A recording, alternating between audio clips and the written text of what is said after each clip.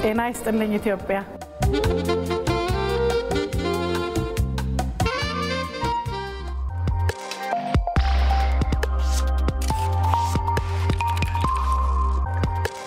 ጤና ይስጥልን እንደምን አድራችኋል የተከበራችሁ ተመልካቾቻችን ከማለዳው 1 ሰዓት ሆኗል ከኢትዮጵያ ቴሌቪዥን ጤና ይስጥልን ኢትዮጵያ እስከ 2 ሰዓት ከ30 ድረስ የሚያሻግሩትን የተለያዩ ጉዳዮች ይዞ አሁን ተጀመረ ጤና ይስጥልን ሰላም በያላችሁበት የተወደዳችሁ እንደምን አድራችኋል ማህበራዊ ጉዳዮቻችን እንደተጠበቁ ናቸው እንግዳ ጋብዘን ጨማሪ ውይይት የምናደርግባቸው ሐሳቦችም እጃችን ላይ ናቸው ቢዝነስ ስፖርት የማህበራዊ ትስስር ገጽ ባለም አቀፍ ጉዳይ የመራረጥናቸውን ሐሳቦች ጨማምረን እስከ 2 ሰዓት ከ30 ድረስ የምንዘልቅ ይሆናል አበይት ብለን ደግሞ በትንታኔ ያዝናቸው የሀገር ውስጥም የውጭ መረጃዎች እጃችን ላይ ይገኛሉ በሀገር ውስጥ ጉዳዮቻችን ላይ ተጨማሪ ሐሳብ የሚያጋሩን እንግዶችንም እዚህ ስቱዲዮ ጋብዘናል ለመከታተል እንዲመቻችሁ እንጠቁማችሁ ዓለም አቀፍ የፋይናንስ ሪፖርት ስርዓት አዘገጃጀትና አቀራረብ ደረጃዎች የሂሳብ አያያዝ አማራጭ በኢትዮጵያ መጀመሩ ንግድና ኢንቨስትመንትን በመሳብ ረገድ ጉልህ ሚና ይጫወታል ተብሏል ስለዚህ ጉዳይ በስፋት እናነሳለን ትኩረት ያላገኙ የቱሪዝም ሀብቶችን በማስተዋወቅ ለቱሪዝም ኢንዱስትሪው አዲስ መዳረሻ እንዲሆኑ መስራት ያስፈልጋል ያሉ የመገናኛ ብዙሃን ባለሙያዎች ሐሳብ ነው እሱም የጤና ይስጥልኝ ኢትዮጵያ መቆያችን አድርገን መርጠነዋል በውጪ መረጃችን ደግሞ የአየር ንብረት ለውጥ በአፍሪካ ላይ ዘርፈ ብዙ ጉዳት እያደረሰ መሆኑ ተነግሯል በትንታኔ ይዘነዋል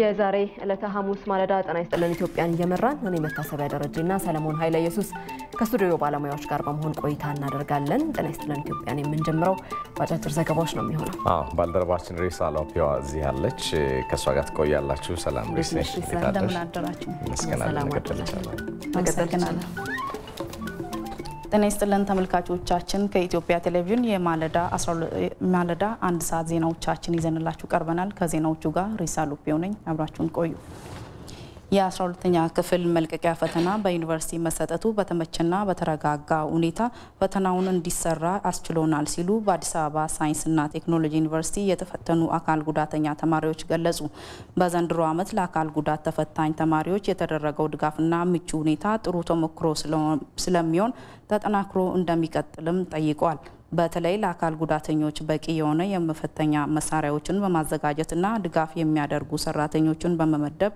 ያለ ችግር መፈተናቸውን ተናግሯል ፈተናው በዩኒቨርሲቲዎች መሰጠቱ ከስርቆትና ኩረጃ የጸዳ እንዲሆን ተማሪዎች በሰሩት ልክ የመፈተንና የመመዘን እድል እንዲያገኙ እንዲሁም ለትምህርት ጥራት ጠቀሜታው ከፍ ያለ መሆኑን ገልጸዋል አካል ጉዳተኞች ወደ ትምህርት ቤት ሲሄዱም ይሁን ለፈተና ሲቀመጡ ከመኖሪያ ስፍራቸው ርቀው ስለሚሆን ለትራንስፖርት እንግልት ይዳረጉ እንደነበር አስታውሰው በዩኒቨርሲቲ ውስጥ እያደሩ መፈተናቸውን ከብዙ ችግር ታድጎናል ብለዋል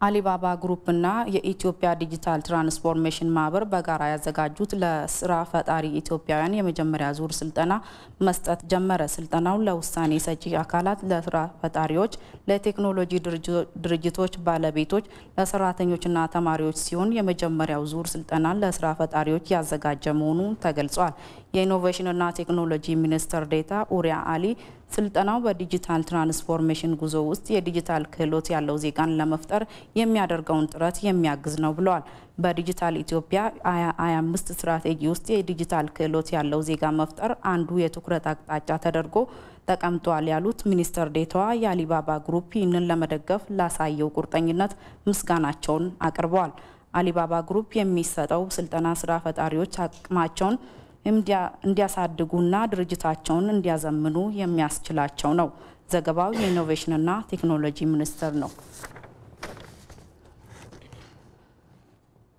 የሲቪል ማህበረሰብ ድርጅቶች ባለስልጣን ከተለያዩ ሲቪል ማህበረሰብ ድርጅቶች ጋር በመሆን ከተለያዩ አካባቢዎች ተፈናቅለው በደብረ ብርሃን ከተማ ተጠልለው ለሚገኙ የማህበረሰብ ክፍሎች ከ500 ሺህ ብር በላይ የሚገመት የአልባሳትና ምግብ ነክ ድጋፍ አደረገ የሲቪል ማህበረሰብ ድርጅቶች ባለስልጣን ምክትል ዋና ዳይሬክተር አቶ ፋሲካው ሞላ እንዳሉት በተለያዩ ምክንያቶች ተፈናቅለው ለነበሩ የማህበረሰብ ክፍሎች የሲቪል ማህበረሰብ ድርጅቶችን በማስተባበር በርካታ ድጋፎች ተደርጓል በቀጣይም በመጠለያ ጣቢያዎች ውስጥ ያሉትን ችግረኞችን በዋናነት በመለየት ተገቢ ድጋፍ ማግኘት እንዲችሉ የሲቪል ማህበረሰብ ድርጅቶችን በማስተባበር የሰብአዊ ድጋፍ ስራው ተጠናክሮ ይቀጥላል ብሏል ዘገባው የኢትዮጵያ ፕሬስ ድርጅት ነው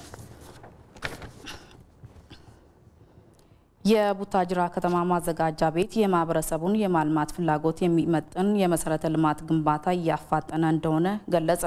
የማዘጋጃ ቤቱ ዋና ስራ አስኪያጅ አቶ ነስሪላ አማን ለኢዜአ እንደገለጹት የከተማዋን ማህበረሰብ የመሰረተ ልማት ፍላጎት ለማሟላት የሚያስችል እቅድ ተነድፎ እየተሰራ ነው። የመሰረተ ልማት ጥያቄዎችን ለመመለስ ባለፈው በጀት ዓመት ከ93 ሚሊዮን በላይ ብር በሆነ ወጪ የውስጥ ለውስጥ መንገድ አስፋልትና ኮብልስቶን የማልበስ ስራ መሰራቱ ገልጸዋል። በዚህም 2.8 ኪሎ ሜትር አስፋልት መንገድ ተጠናቆ ወደ ስራ መገባቱን ተናግረው 4.18 ኪሎ ሜትር ርዝመት ያለው የውስጥ ለውስጥ የአስፋልት ስራ እየተከናወነ እንደሚገኝ ጠቅሰዋል። የተጀመረው የአስፋልት መንገድ ስራ 80 በመቶ ያህል እንደተጠናቀቀም ጠቅሰዋል። የመሰረተ ልማት የማስፋፋት ስራው በከተማ አስተዳደሩ እየተከናወነ ቢሆንም የህብረተሰቡ አስተዋጽኦ ትልቅ እንደሆነ ያነሱት አቶ ነስሬላ ከህብረተሰቡ ጋር ተቀናጅቶ በመስራቱ የመሰረተ ልማት ግንባታ ሂደቱ እየተፋጠነ እንደሆነ አመልክተዋል።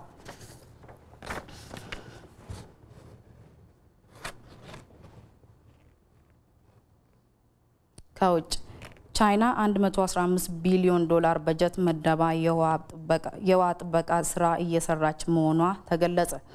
በሀገሪቱ የተለያዩ አካባቢዎች ላይ 42 የውሃ ፕሮጀክቶች እየተገነቡ ነው። ፕሮጀክቶቹ ከጥር እስከ መስከረም ድረስ እየተሰሩ ናቸው ተብሏል። የቻይና የውሃ ሀብት ሚኒስትር ዴታ ፕሮጀክቶቹ ከ2 ሚሊዮን በላይ የስራ እድል ተፈጥሮባቸዋል ብሏል።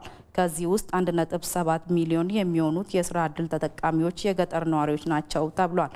በአመቱ መጨረሻ የቻይና የውሃ ጥበቃ ፕሮጀክቶች ስራ የ1 ትሪሊዮን ዩዋን ወይም 139 ቢሊዮን ዶላር ኢንቨስትመንት ይደርሳል ተብሏል። አሁን ላይ የተሰራው ስራ የቻይናን የውሃ ፍላጎት 64 በመቶ አድርሷል መባሉን ሲጂቲኤን ዘግቧል። ተመልካቾቻችን ለሰዓቱ ያዝናቸውን ዜና ይህን ይመስላሉ። ወደ እናንተ እንመለስ። እናመሰግናለን። አይሳል ወደ በኋላ ላይ እንገናኛለን።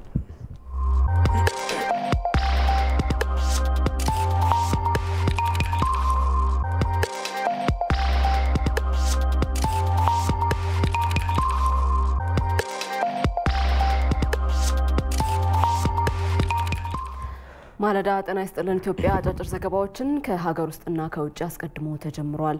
የተለያዩ ጉዳዮችን እያነሳን እስከ 2 ሰዓት ከ30 ድረስ እንዘልቃለን። ዓለም አቀፍ የመገናኛ ብዙሃንና ማህበራዊ ድረገጾች በሀገር ውስጥም በውጭም የተለያዩ ጉዳዮችን ሲያነሱ ነበረ ከትላንት ማምሻውን ጀምሮ። ሰሞኑን ደግሞ በአጠቃላይ በተለይ የሩሲያና ዩክሬን ጉዳይ ከበፊቱም በጣም የተባባሰ በሚመስል መልኩ የብዙዎችን ትኩረት የሳበበትም ነበረ። የዓለም ስጋትነቱን እየጨመረ ስለመምጣቱ በርካቶች ይናገራሉ። ከዚሁ ጋር ተያይዞ ደግሞ ኔቶ አሁንም የዩክሬንን ድጋፍ ለማድረግ ስለማቀዱ ይፋ አድርጓል። ምዕራባውያን በኔቶ በኩል የሁለቱን ሀገራት ጦርነት ማባባስ አላማቸው ያደረጉ ይመስላሉ።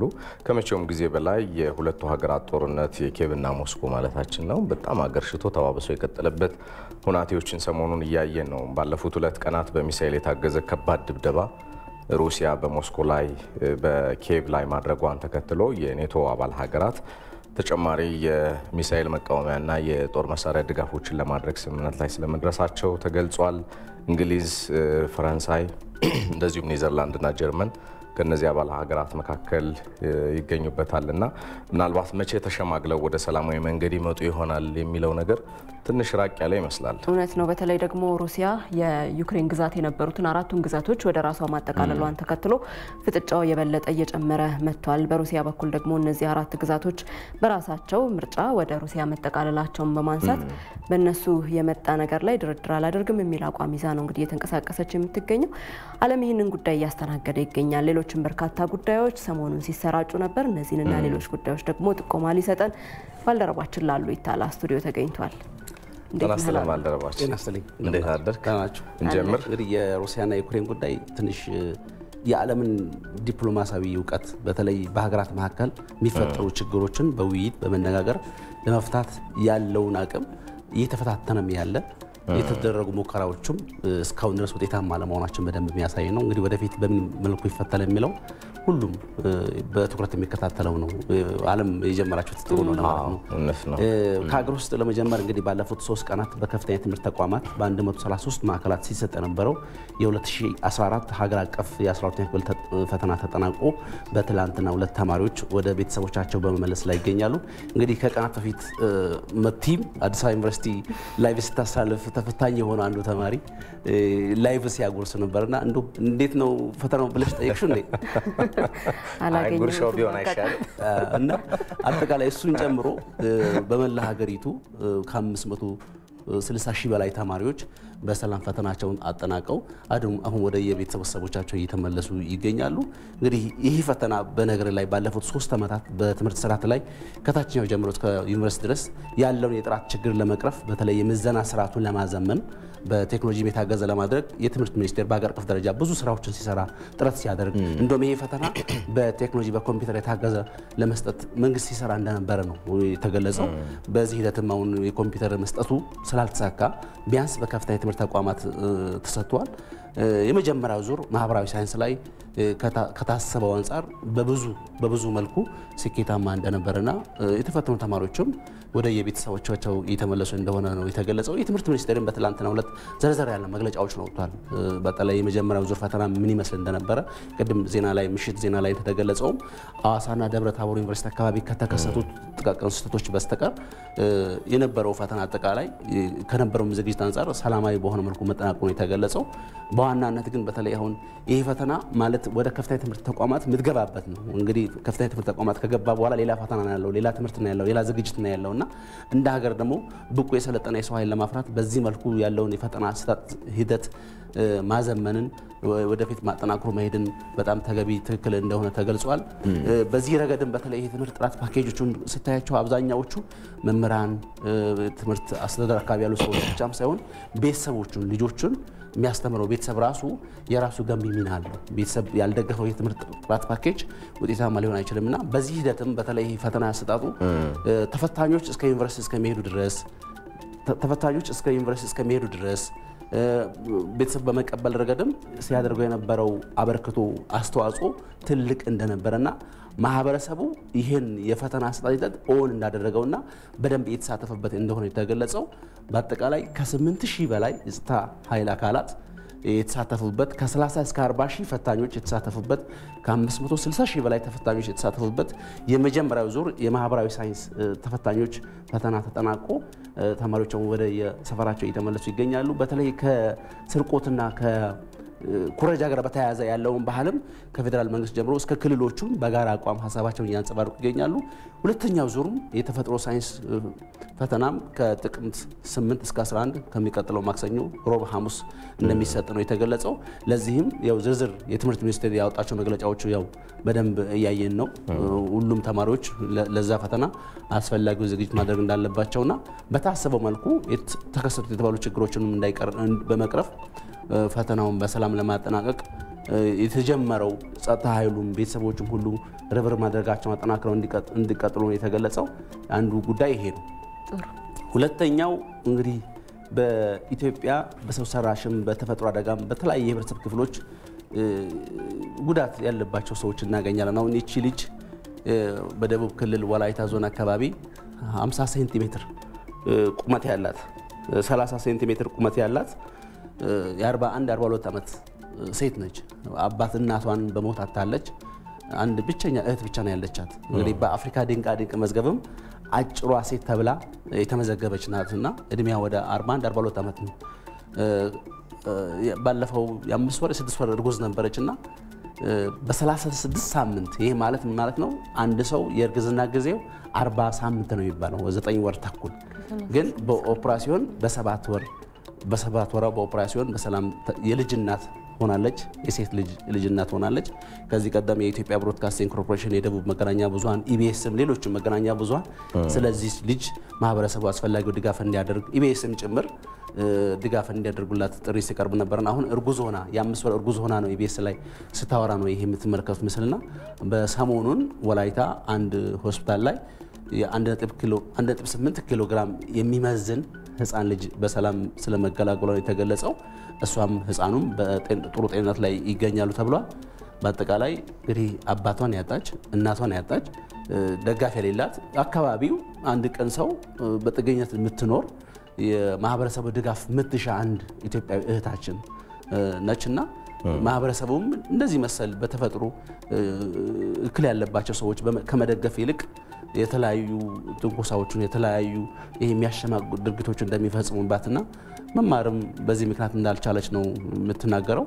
እንዳጠቃላይ ግን የልጅ እናት ሆናለች የሚለው ጉዳይ በተለይ ማህበራዊ ሚዲያ ላይ በደንብ ሲስተጋባ ነበርና ትንሽ የሚያማው አሁን እንደዚህ መሰል ሰዎች እኛን ድጋፍ በትንሽ ድጋፍ አሁን ከትላንት በስቲያም በኢቢሲ ሳይበር ሚዲያ እጅ የሌላቸው በእግራቸው የሚጽፉ በእግራቸው አስፈላጊውን ነገሮች የሚከውኑ ሰዎች በማህበረሰባችን ውስጥ እኛ ጤናማ ምንላቸው ማለት ሁሉ ነገር የሰውነት ክፍሎቻቸው ጤናማ የሆኑ ሰዎች የሚሰሯቸው ስራዎች ሲሰሩ አይተናል። አሁን ኢቢሲ አንድ የስራ ባልደረባችን አለ ወደ ቴክኖሎጂ ሶፍትዌር ዴቨሎፒንግ አካባቢ እነዚህ መሰል ሰዎች ዲዛቢሊቲ ማለት ኢኔቢሊቲ ማለት አይደለም።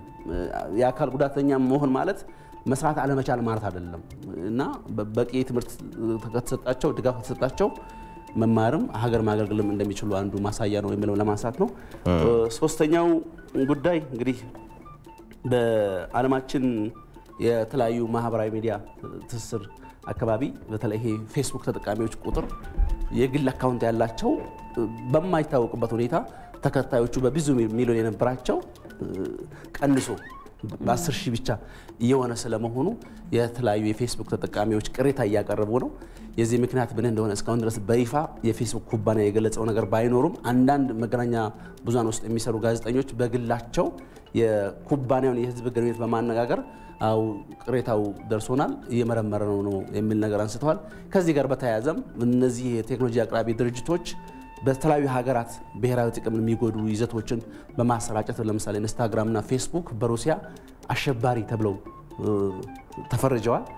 ምክንያት ሩሲያ ከዩክሬን ጋር ባላት ግጭት ባላት አለመግባባት ሩሲያን በተመለከተ እየወጡ ያሉ ይዘቶች በአብዛኛው ሞት ለሩሲያ የሚል ይዘት ያነገቡና በቪዲዮም በይዘትም የሩሲያን ብሔራዊ ጥቅም የሚጎዱ ይዘቶች እየወጡ ስለመሆናቸው በመድረሱ ፌስቡክ ሩሲያ ላይ እንዳይሰራ ተደርጎ ግን በቪፒኤን የሚባል አለ የፌስቡክ ኢንተርኔት በደንብ በሌለበት ሌላ ቴክኖሎጂ በመጠቀም የማህበራዊ ሚዲያው ሩሲያ ውስጥ የአፍራሽነት ሚና ሩሲያ በዓለም አቀፍ ደረጃ ያላትን ስም የሚያጠለሽ ይዘቶች በደንብ የተሰራጨ በመሆኑ በሩሲያ ፌስቡክን ኢንስታግራምን አሸባሪነት ትፈርጃለች።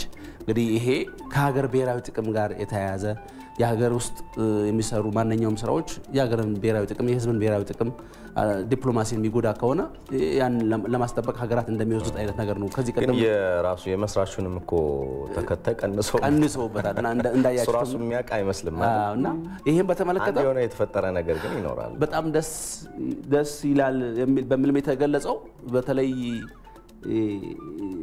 የመስራቹ የራሱ ተከታዮች መቀነሳቸው በጣም ደስ ይላል በሚል የገለጹት አሉ።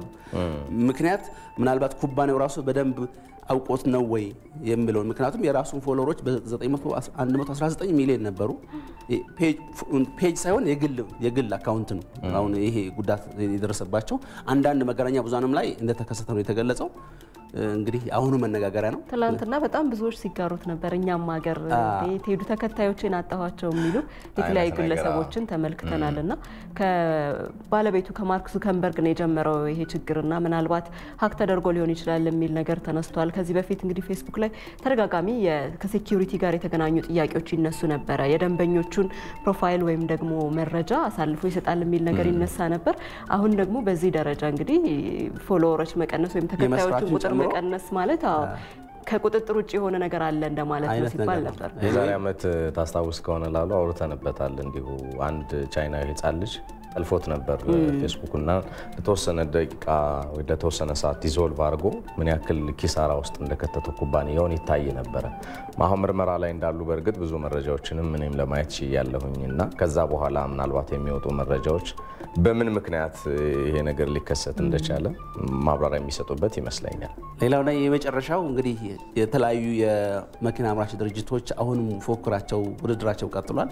አንድ የቻይና ኩባንያ ከዚህ ቀደም አየር ላይ የሚበሩ መሬት ላይ የሚሄዱ ውሃም ላይ የሚሄዱ ተሽከርካሪዎች ሲሰሩ ነበር። አሁን ደግሞ 2 ሰዎችን መያዝ የምትችል አንዲት በራሪ መኪና የቻይና ኩባንያ ሰርቶ በዱባይ እንግዲህ በቴክኖሎጂ ሀብ ነው የምትባለው በቴክኖሎጂ ይፈልቅባት ብዙ የዓለም ቴክኖሎጂዎች የሚያመነጩ ኩባንያዎች መገኛም ጭምር ነውና እዛ በትላንት በስቲያ የሙከራ በረራ አድርጓል። ይሄ የምትመለከቱት ከ560 ኪሎ ግራም በላይ ነው የሚመዝነው። ለሙከራ ያክል ግን አሁን ሰው አልባ ሆኖ ነው በረራ እንዲያካሄድ የተደረገው። የቴክኖሎጂ አቅራቢው 2021 አካባቢ ቻይና ሞክሮ ውጤታማ ሆኗል። አሁን ወደ 90 ደቂቃዎች በላይ አየር ላይ ቆይቷል የተባለው እንግዲህ በተለይ ይሄ ዱባይ አካባቢ ቴክኖሎጂዎችን ወደ ሀገሯ ማምጣት የዓለም የንግድ ማዕከል ለመሆን በተለያዩ ዘርፎች ላይ በቴክኖሎጂም ጭምር እየሰሩ ስለመሆናቸው ነው በደንብ የተገለጸው። እንግዲህ ሌላ ሀገር ተሰርቶ ወደ ሀገራቸው አምጥተው ሀገራቸውን በደንብ ያስተዋውቁ መሆኑን በደንብ ያሳያልና ከዛም እነ ጀነራል ሞተርስ እና ሃንዳይም ጭምር እነዚህ መሰል ተሽከርካሪዎች በተለይ በኤሌክትሪክ ኃይል የሚሰሩ የበካይ ጋዝ ልቀት መጠናቸውን በጣም ዜሮ የሆኑ ኩባንያዎች ፉክክር ውስጥ መሆናቸውን ገበያውን ለመቆጣጠር አሁን ውድድር ላይ መሆናቸውን በደንብ የሚያመላክቱ ናቸው። ይሄ ከቴክኖሎጂ አንጻር ትላንት ማህበራዊ ሚዲያ ላይ አካባቢ መነጋገር የነበረ ነው። መቲና ሰለሞን ለዛሬ ያስኳቸው መረጃዎች እነዚህ ናቸው። ወደ እናንተ አመሰግናለሁ። ግሩም ነው። እናመሰግናለን። መልካም ቀን።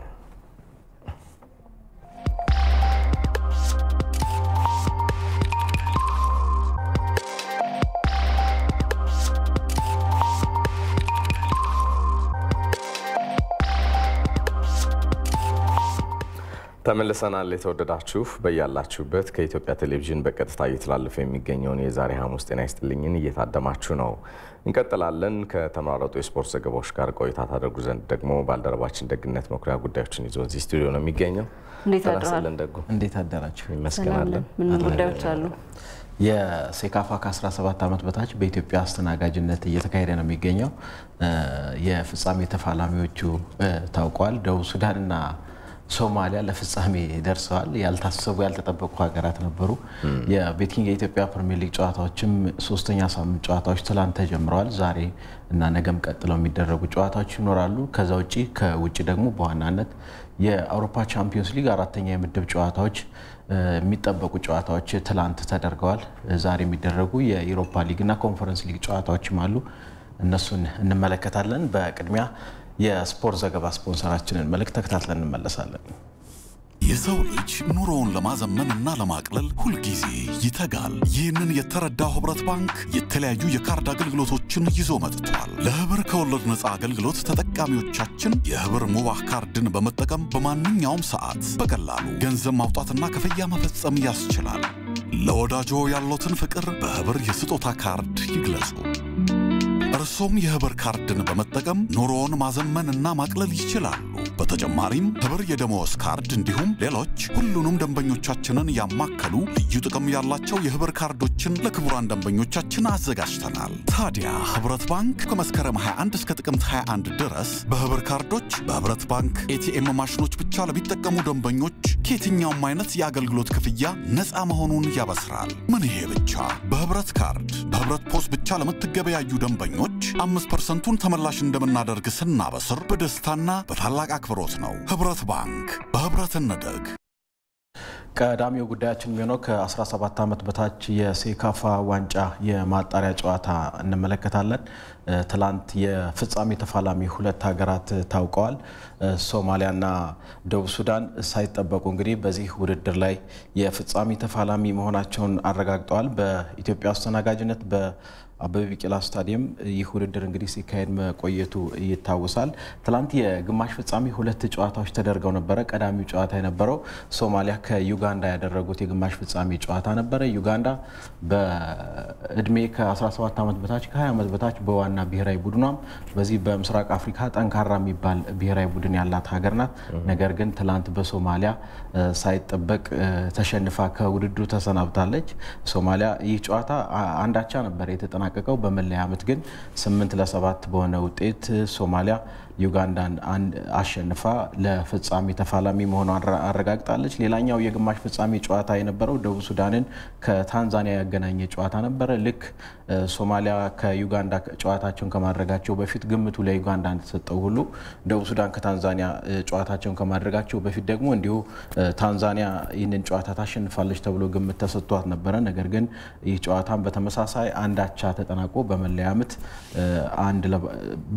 4-3 አሸንፋ ደቡብ ሱዳን የፍጻሜ ተፋላሚ መሆኗን አረጋግጣለች። እንግዲህ ቀደም ብዬ እንደጠቀስኩላችሁ ሁለቱ ሀገራት በተለይ ሶማሊያና ደቡብ ሱዳን ግምት ሳይሰጣቸው በዚህ በምስራቅና መካከለኛው አፍሪካ ከ17 ዓመት በታች የማጣሪያ ጨዋታ ላይ የፊታችን ቅዳሜ ለሚደረገው የፍጻሜ ጨዋታ ዋንጫውን ለማንሳት የሚፋለሙ ይሆናል። ለዋንጫ ብቻ ሳይሆን በነገራችን ላይ በየዞኑ የማጣሪያ ጨዋታዎች ናቸው እነዚህ ጨዋታዎችና ሶማሊያና ደቡብ ሱዳን በቀጣዩ አመት ከ17 ዓመት በታች የአፍሪካ ዋንጫ ይደረጋልና በየዞኑ አንደኛና ሁለተኛ ሆነው ያለፉ ሀገራት በአፍሪካ ዋንጫ ላይ የሚሳተፉ ይሆናል። ስለዚህ ይህንን ቀጠና የምስራቅ አፍሪካና የመካከለኛው አፍሪካን ቀጠና ደግሞ ሶማሊያና ደቡብ ሱዳን በአልጄሪያ አስተናጋጅነት በሚደረገው የአፍሪካ ዋንጫ ላይ የሚሳተፉ ነው የሚሆነው።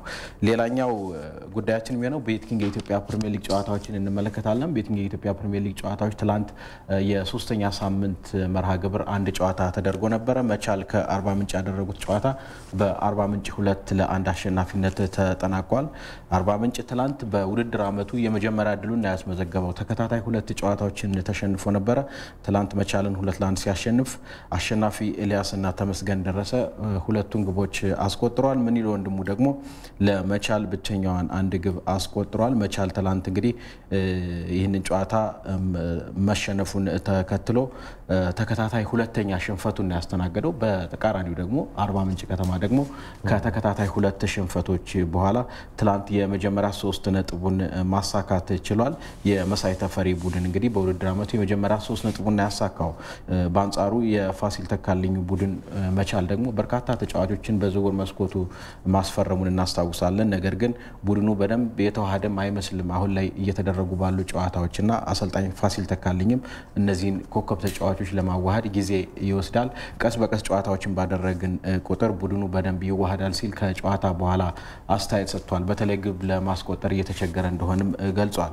ዛሬ ሶስተኛ ሳምንት ቤቲንግ የኢትዮጵያ ፕሪሚየር ሊግ 2 ጨዋታዎች ቀጥለው ይደረጋሉ። ቀዳሚ ጨዋታ 7 ሰዓት ላይ ኢትዮ ኤሌክትሪክ ከወላይታ ዲቻ ጨዋታቸውን ያደርጋሉ። ኢትዮ ኤሌክትሪክ ቀደም ሲል እንግዲህ አንጋፋ የነበረ ክለብ ነው። ዘንድሮ ወደ ቤቲንግ የኢትዮጵያ ፕሪሚየር ሊግ ማደጉን እናስታውሳለን። ተከታታይ 2 ጨዋታዎችን ተሸንፏል። የክፍሌ ቦልተናው ኢትዮ ኤሌክትሪክ ዛሬ እንግዲህ የመጀመሪያ 3 ነጥቡን ልክ እንደ አርባ ምንጭ ለማሳካት ከቀን 7 ሰዓት ላይ ከወላይታ ዲቻ የሚያደርገው ጨዋታ ይጠበቃል።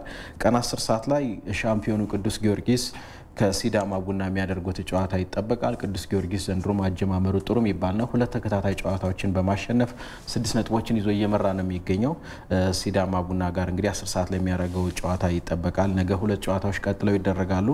አዲስ አዳጊውና ጥሩ እንቅስቃሴን እያሳየ የሚገኘው ለገጣፎ ለገዳዲ 4 ነጥቦች አሉት። ነገ ከኢትዮጵያ መድን ጋር ጨዋታውን ያደርጋል። ሐዋሳ ከተማም ከአዳማ ከተማ እንዲሁ ነገ ቀን 10 ሰዓት ላይ ጨዋታቸውን የሚያደርጉ ነው የሚሆነው።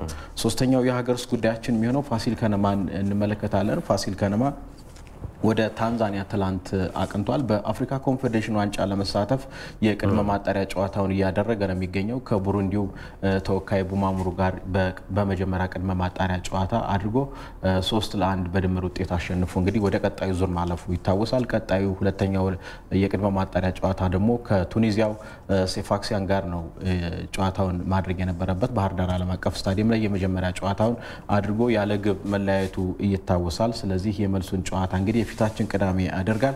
አጼዎቹም ትላንት ወደ ቱኒዚያ ደርሰዋል። 29 አባላትን ይዘው ነው ወደ ቱኒዚያ ያቀኑት። አቀባበል ተደርጎላቸዋል። ከዛሬ ጀምሮ እንግዲህ ልምምዳቸውን ያደርጉና የፊታችን ቅዳሜ 12 ሰዓት ላይ ጨዋታቸውን የሚያደርጉ ነው የሚሆነው ከሴፋክሲያን ጋር የመልስ ጨዋታቸውን። ይህንን ጨዋታ የሚያሸንፉ ወይም ደግሞ ግብ ተቆጥሮበታቻ የሚለያዩ ከሆነ በኮንፌዴሬሽን ዋንጫ በምድብ ድልድሉ በመካተት የቀዳሚው የኢትዮጵያ ክለብ ይሆናል ማለት ነው ፋሲል ከነማ። ወደ ውጭ ስፖርታዊ መረጃዎቻችን እንለፍና ትልቁ ጉዳያችን የአውሮፓ ቻምፒዮንስ ሊግ ሊግ ነው የሚሆነው። ቀደም ብዬ እንደጠቀስኩላችሁ የአውሮፓ ቻምፒዮንስ ሊግ አራተኛ የምድብ ጨዋታዎች ትላንት ተደርገዋል። ከምድብ 1 እስከ ምድብ 4 ነው ጨዋታዎች የተደረጉት። በ8 ጨዋታዎች 36 ግቦች ተቆጥረዋል። በርካታ ግቦች ተቆጥረዋል። በአንድ ጨዋታ 4.5 ግብ ይቆጠር ነበር እንደማለት ነው። ትላንት ከምድብ 1 ናፖሊ ከአያክስ አምስተርዳም ያደረጉት ጨዋታ ናፖሊ 4-2 አሸንፏል። የሉቻኖ ስፓሌቲ ቡድን ናፖሊ ዘንድሮ ግሩም ነው። በሴሪያውም በአውሮፓ ቻምፒዮንስ ሊግም ተከታታይ ድሎችን እያስመዘገበ ነው የሚገኘው። ትላንት አያክስን በሜዳው እንግዲህ ናፖሊ በሜዳው 4-2 አሸንፎ ይህንን ጨዋታ ማሸነፉን ተከትሎ አራቱንም ጨዋታዎች በተከታታይ በማሸነፍ ከምድቡ ማለፉን ከወዲሁ አረጋግጧል። ሎዛኖ፣ ራስፓዶሪ፣ ክቫራትስኬሊያና ቪክቶር ኦስሜን ለኔፕልሱ ክለብ ግቦችን አስቆጥረዋል። ዳቪ ክላሰን እና ስቴቨን ቤርጉን ደግሞ ለአያክስ አምስተርዳም ግቦችን ያስቆጠሩ ተጫዋቾች ናቸው። ከዚሁ ምድብ የተደረገ ሌላኛውን ጨዋታ ስንመለከት ሬንጀርስ ከሊቨርፑል ያደረጉት ጨዋታ ነበረ። በሊቨርፑል ከሜዳው ውጭ ወደ ስኮትላንድ አቅንቶ ከሬንጀርስ ጋር ያደረገው ጨዋታ 7-1 በሆነ ሰፊ ውጤት ነው ያሸነፈው። ሊቨርፑል በፕሪሚየር ሊጉ ዘንድሮ አጀማመሩ ጥሩ የሚባል አልነበረም። ባሳለፍነው ሳምንትም በአርሰናል 3-2 መሸነፉን እናስታውሳለን። ትላንት ግን በአውሮፓ ቻምፒዮንስ ሊግ ከሜዳው ውጭ 7-1 በማሸነፍ ወደ አሸናፊነቱ ተመልሷል። ሞሳላህ በትላንቱ ጨዋታ ተጠባባቂ ነበረ። ይህ ግብፃዊ ኮከብ በትላንቱ ጨዋታ ተቀይሮ ከገባ በኋላ ግን በ6 ደቂቃዎች ውስጥ ሃትሪክ በመስራት 3 ግቦችን በማስቆጠር በአውሮፓ ቻምፒዮንስ ሊግ ፈጣኑን ሃትሪክ ያስቆጠረ ተጫዋች ሆኗል። ለሊቨርፑልም 38 የአውሮፓ ቻምፒዮንስ ሊግ ግቦችን በማስቆጠር በፕሪሚየር ሊጉ ለአንድ ክለብ ብቻ በርካታ ግቦችን በማስቆጠር ቀዳሚው ተጫዋች ሆኗል። ኩን አጉዌሮና ዲዴር ድሮግባ ከዚህ ቀደም ኩን አጉዌሮ ለማንቸስተር ሲቲ፣ ድሮግባ ደግሞ ለቼልሲ 36 ግቦችን ለአንድ ክለብ ብቻ በማስቆጠር በፕሪሚየር ሊጉ ክብረ ወሰን የነበራቸው ተጫዋች ናቸው። ሞሳላህ እንግዲህ ትላንት 3 ግቦችን ማስቆጠሩን ተከትሎ ይህንን ታሪክ የግሉ አድርጓል። ከምድብ 2 አትሌቲኮ ማድሪድ ከክለብ ብሩዥ ጋር ያደረጉት ጨዋታ ግብ ሳይቆጠርበት ተጠናቋል። ክለብ ብሩዥ እንግዲህ ትላንት አቻ መለያየቱን ተከትሎ በታሪኩ ለመጀመሪያ ጊዜ ይህ የቤልጂየም ክለብ በአውሮፓ ቻምፒዮንስ ሊግ ከምድቡ ለማለፍም በቅቷል። ይህን ምድብ እንግዲህ ክለብ ብሩዥ በ10 ነጥብ እየመራ ነው የሚገኘው። ፖርቶ ከዚህ ምድብ ላይ ባየር ሊቨርኩሰንን 3-0 አሸንፏል። አትሌቲኮ ማድሪድ እንግዲህ ትላንት አቻ መለያየቱን ተከትሎ በ4 ነጥብ 3ኛ ደረጃ ላይ ነው የሚገኘው። ፖርቶ 6 አለው።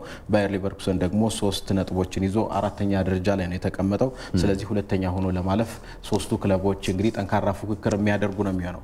ከምድብ 3 ተጠባቂ የነበረው ጨዋታ ባርሴሎና ከኢንተር ሚላን ኑካምፕ ላይ ያደረጉት ጨዋታ ነበር። ለአይን የሚማርክ በጣም አጓጊና ደስ የሚል ጨዋታ ነበረ። ትላንት ባርሴሎና ከኢንተር ሚላን ያደረጉት 3-0 ነው የተጠናቀቀው። ይህ ጨዋታ ኦስማን ደምበሌ 1 ግብ አስቆጥሯል ለባርሴሎና። አንጋፋው አጥቂ ሮበርት ሌቫንዶቭስኪ ደግሞ 2 ግቦችን ለባርሴሎና አስቆጥሯል። ኒኮሎ ባሬላ፣ ላውታሮ ማርቲኔዝ እና ሮቢን ጎሰንስ ደግሞ ለኢንተር ሚላን ግቦችን አስቆጥረዋል። ከዚህ ምድብ ቪክቶሪያ ፕሌዘን በባየር ሙኒክ 4-2 ተሸንፏል። ባየር ሙኒክ እንግዲህ ትላንት ማሸነፉን ተከትሎ በ12 ነጥብ ከምድቡ ማለፉን አረጋግጧል።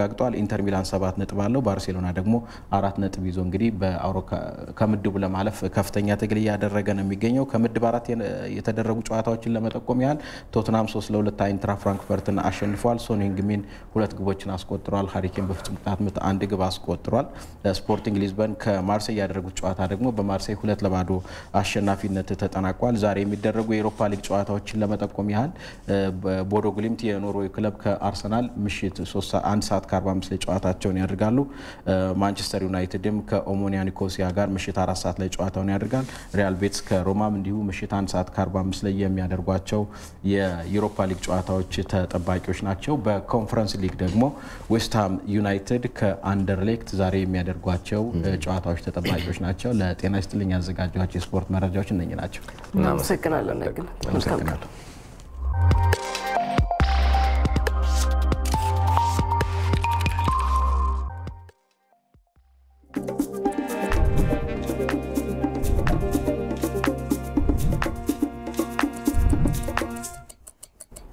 ወደ ሌላኛው ጉዳያችን ተሻገርን። እለቱን በታሪክ ወደ ኋላ በለስ ብለን ልናስቃኛችሁ ነው። በመካከለኛው ምስራቅ ሰላም መስፈንን ተከትሎ የኖቤል ሽልማትን መሪዎች በህብረት የተቀበሉት ልክ በዛሬዋ ቀን በእኛ አቆጣጠር ጥቅምት 3 1987 ዓ.ም በአውሮፓውያኑ የዘመን አቆጣጠር ደግሞ በ1994 ነበረ። በወቅቱ የነበሩ መሪዎችን ለማስታወስ ያክል የፍልስጤሙ መሪ ያሲር አረፋት፣ የእስራኤሉ ጠቅላይ ሚኒስትር በዛ ሰዓት የነበሩት ይስሐቅ ራቢንና የውጭ ጉዳይ ሚኒስትሩ ሸሞን ፔሬስ ነበሩ። ፍሬህይወት ረታ ዕለቱን በታሪክ እንደሚከተለው አጠናቅረዋለች። ለሰላም የወይራ ቅርንጫፍን በሌላ እጃቸው ደግሞ የአርበኛ ሽጉጣቸውን አንግበው ነበር። لقد جئتكم يا سيادة الرئيس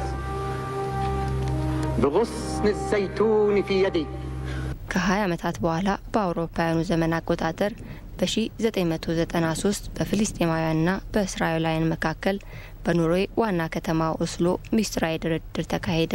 በዚያኑ ዓመት አራፋትና የእስራኤል መሪዎች ፔሬስና ራቢን በዋሽንግተን የኦስሎ ስምምነት ተብሎ የሚጠራውን እርቀ ሰላም በመፈረም አራፋት የወይራ ቅርንጫፍ መምረጣቸውን ለዓለም አሰሙ። የእስራኤሉ መሪ ይስሐቅ ራቢን እስራኤል ቀስ በቀስ ከያዘቻቸው ግዛቶች በመውጣት ፍልስጤማውያን የራስ ዕድል በራስ የመወሰን ዕድል እንዲያገኙ አደረጉ። የእስራኤል የውጭ ጉዳይ ሚኒስትር ሼሞን ፔሬዝ በእስራኤል በኩል ድርድሩን የመሩ ሲሆን እነዛ የመከራ ወራት በሰላም ሊተኩ የኖቤል የሰላም ሽልማቱን ከራሳቸው ጠቅላይ ሚኒስትር ይስሐቅ ራቢንና ከፍልስጤሙ መሪ ያሲር አራፋት ጋር የተቀበሉት ልክ በዛሬዋ ቀን በእኛ ጥቅምት 3 1987 ዓ.ም በአውሮፓውያኑ ዘመን አቆጣጠር ደግሞ ጥቅምት 13 1994 ነበር። ተመልሰናል። ቀጣዮቹ ዘገባዎቻችን ደግሞ እንግዳ ጋብዘን ጨማሪ ውይይት የምናደርግባቸው ይሆናሉ። ጤና ይስጥልኝ ኢትዮጵያን የተከታተላችሁ አብራችሁን እንድትዘልቁ አሁንም እንጋብዛለን። ዓለም አቀፍ የፋይናንስ ሪፖርት ስርዓት አዘገጃጀት በኢትዮጵያውን እንዲሆንና ዓለም አቀፍ ተቋማትን በተለይ ሂሳብ አያያዝ ላይ ኢትዮጵያን በደረጃው ውስጥ መመደባቸው እየተሰማ ነው። እሱን ልናስቃኛችሁ ነው። ዓለም አቀፍ የሂሳብ አያያዝ ምንድነው?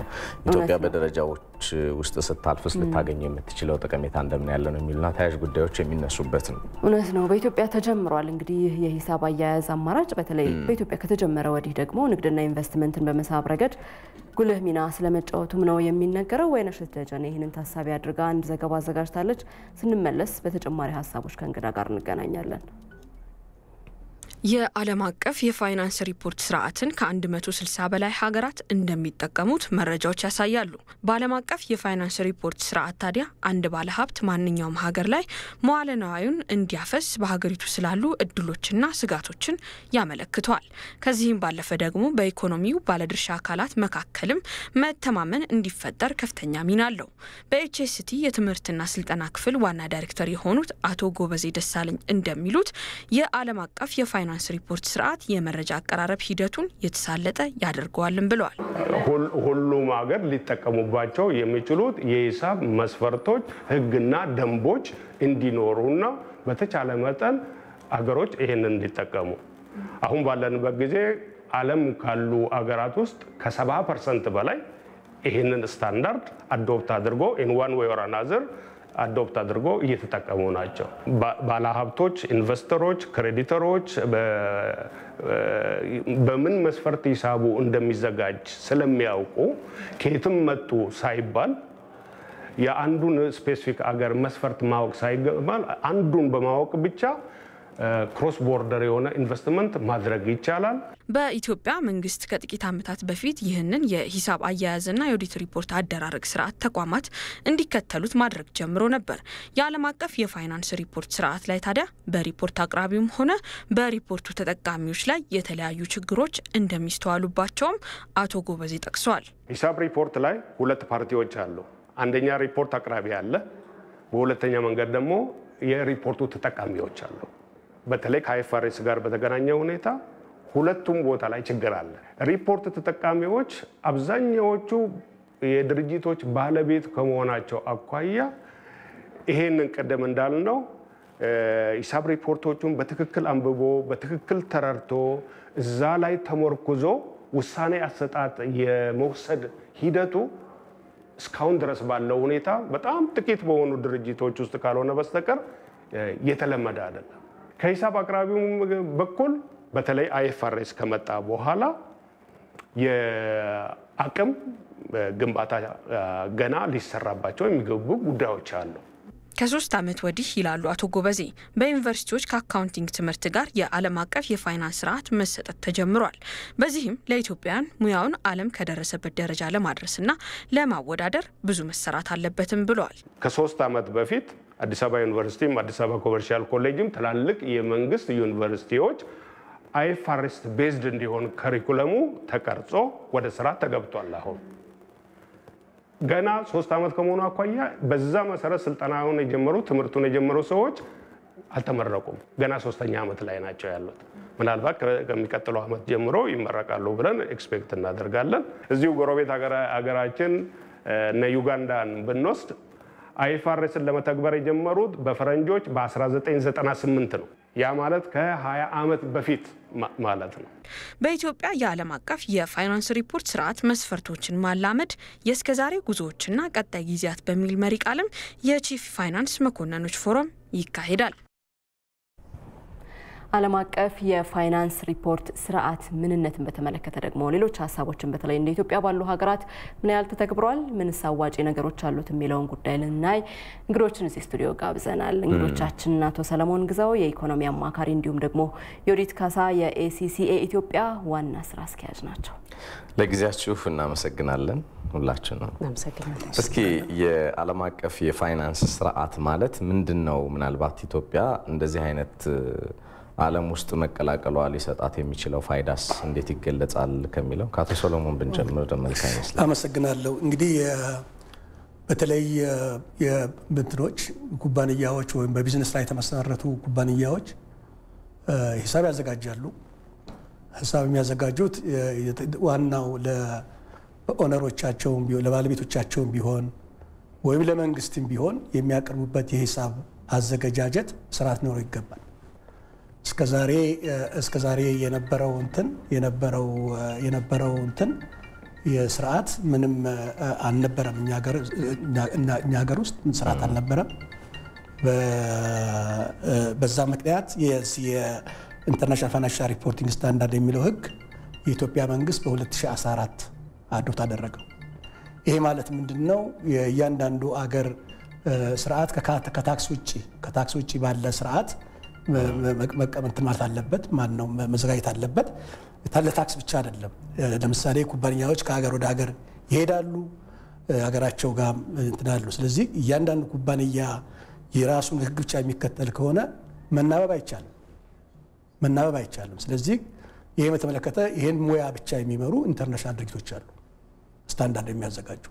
ስለዚህ አገሮች በተለይ በግሎባላይዜሽን ጊዜ አገሮች ሙሉ ለሙሉ የራሳቸውን ስታንዳርድ አዘጋጅተው ኮሙኒኬት ማድረግ ስላልቻሉ እና ኢኮኖሚው ግሎባል በሚሆንበት ጊዜ ኢንተርናሽናል ስታንዳርድ አስፈለገ። ስለዚህ አገሮች የነበራቸውን ስታንዳርድ እየቀየሩ ወደዚህ መጡ።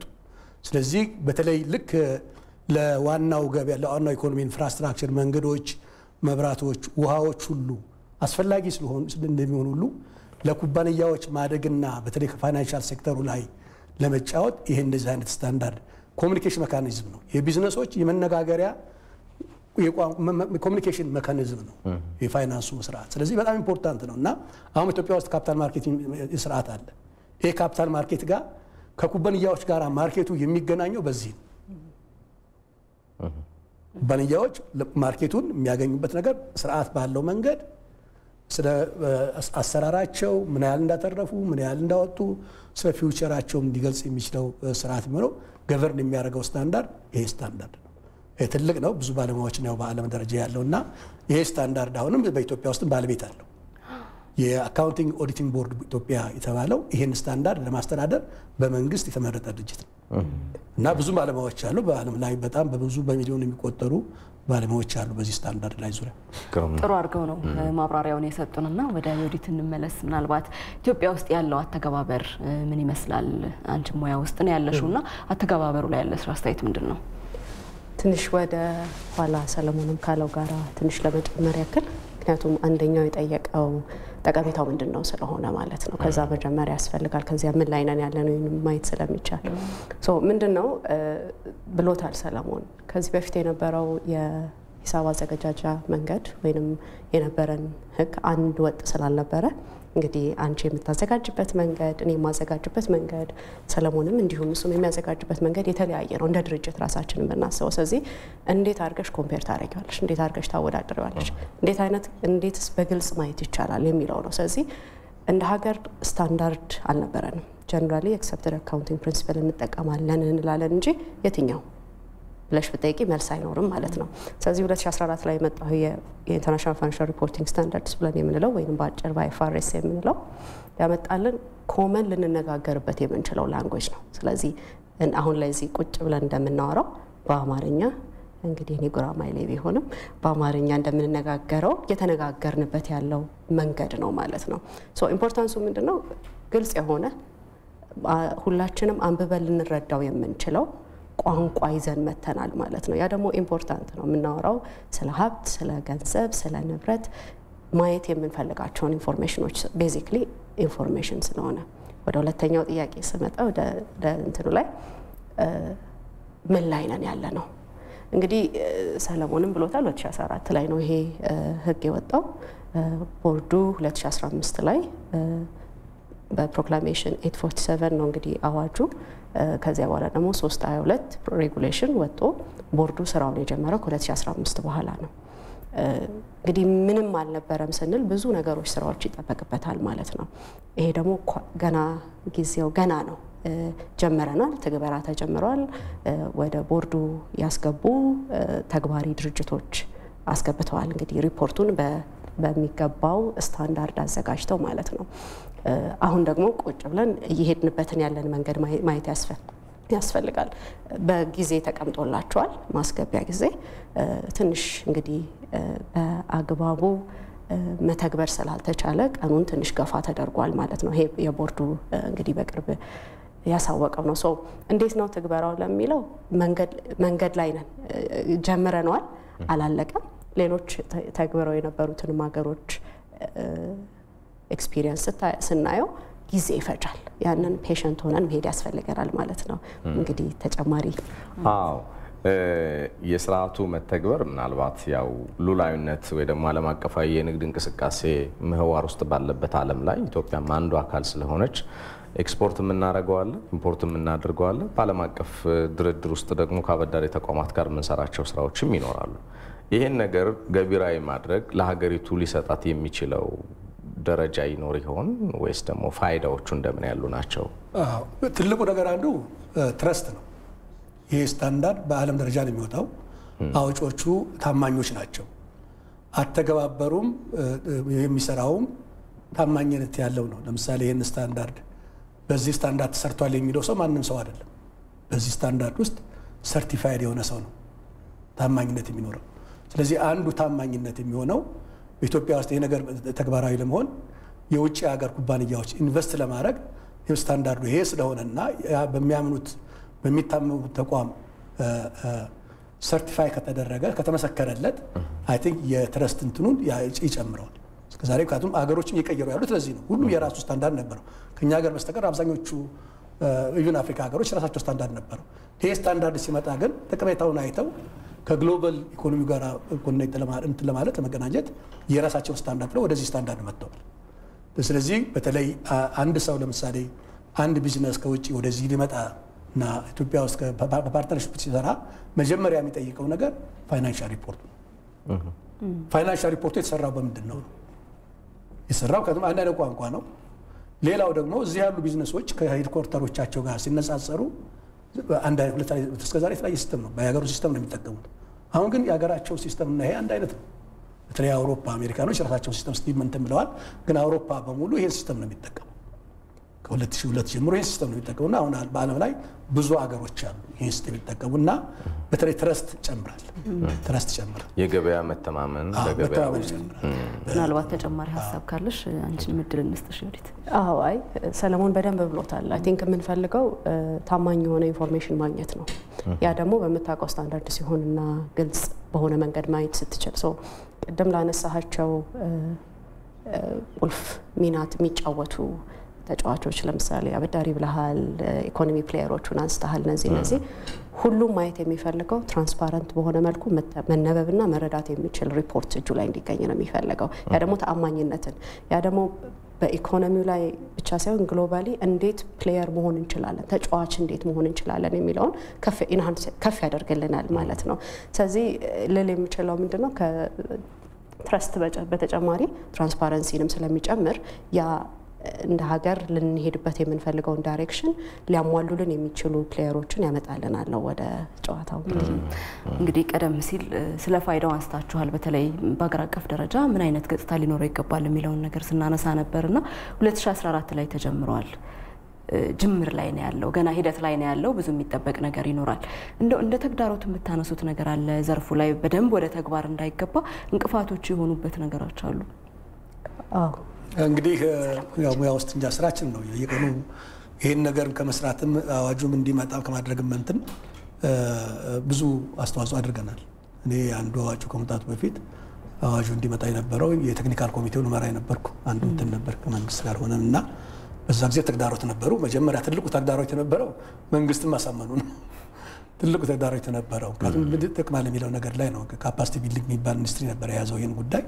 ከዛ ሚኒስትር ኦፍ ፋይናንስ ነበር ከመንግስት ጋር መስራትና ማሳመኑ። እኛ ከጀመርነው ፕሮጀክቱ ረጅም ዓመት ነው ከወርልድ ባንክ ሰፖርት አድርጎ ከዛ ከተገበረ በኋላ ደግሞ ባለድርሻ አካላትን ማሳመኑ ትልቅ ተግባሮት ነበርና ሙያው ማህበር መቋቋሙ በአዋጅ መቋቋሙ ይሄ ነገር አፋጥኖታል። በግልም ይሆን ነገር አይደለም ግን የመንግስት ጉዳይ ስለሆነ መንግስት ስለያዘው ነገሩን አፋጥኗል።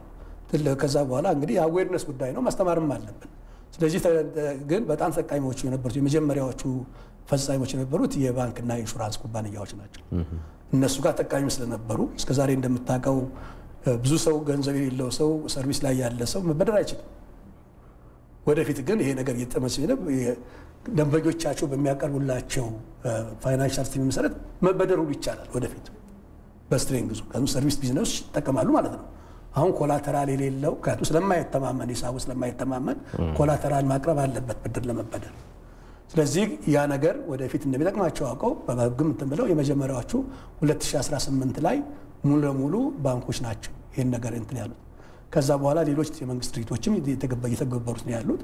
በተለይ ትልልቅ ድርጅቶች እንደ ከኢንተርናሽናል ገበያ ፋይናንስ ሬዝ ማድረግ የሚፈልጉ ድርጅቶች እንደ ኢትዮጵያ ኤርላይንስ፣ እንደ ኢትዮጵያ ቴሌኮሙኒኬሽን፣ እንደ ኢትዮጵያ ኤሌክትሪክ እንትን ከግሎባል ፋይናንስ ሬዝ የሚያደርጉ ሰዎች ተጠቃሚዎች ናቸው። ስለዚህ ተግዳሮቶች አሉ። ትልቁ ተግዳሮት የነበረው ኩባንያዎች ገና አልጀመሩም። የሰለጠነ የሰው ኃይል ይሄ ባለሙያ በተራ በአካዳሚክ ኳሊፊኬሽን የሚሰራ አይደለም። ሙያው ሙሉ ለሙሉ በዚህ ላይ የሰለጠኑ የወይዘሮ የኦዲት ድርጅት ይሄን ነው የሚሰራው። ግሎባሊ የሚያሰለጥነው እሱ ኳሊፊኬሽኑ ቻርተርድ አካውንታንቶች ናቸው የሚሰሩት። አሁን ያሉት ቻርተርድ አካውንታንቶች አሉ። እስከዛሬ ኩባንያዎች ተግዳሮቱ የተወጡት ኮንሰልታንቶችን ከውጭም ከሀገር ውስጥም በመቀጠር ነበር። ጎይንግ ፎርዋርድ ግን ማሰልጠን ይፈልጋል። ካልሰለጠነ ኢቭን ፋይናንሻል ስቴትመንቱ በዛ ደረጃ ማዘጋጀት አይቻልም። ለምን? ዳይናሚክ ነው። ካቱም በየጊዜው ይቀያየራል። ኢኮኖሚ ተቀየረ ቁጥር ያለው ኢኮኖሚ ተቀየረ ቁጥር ስታንዳርዱ እያንበበን ነው የሚሄደው። ስለዚህ ይሄን ነገር እንትን ለማለት ኢን ሃውስ በተለይ ትልቅ ኩባንያዎች ይችላሉ ኳሊፋይድ የሆኑ አካውንታንቶችን ኢን ሃውስ ማስቀመጥ ይገባል። ተግዳሮቱ ይሄ ነው።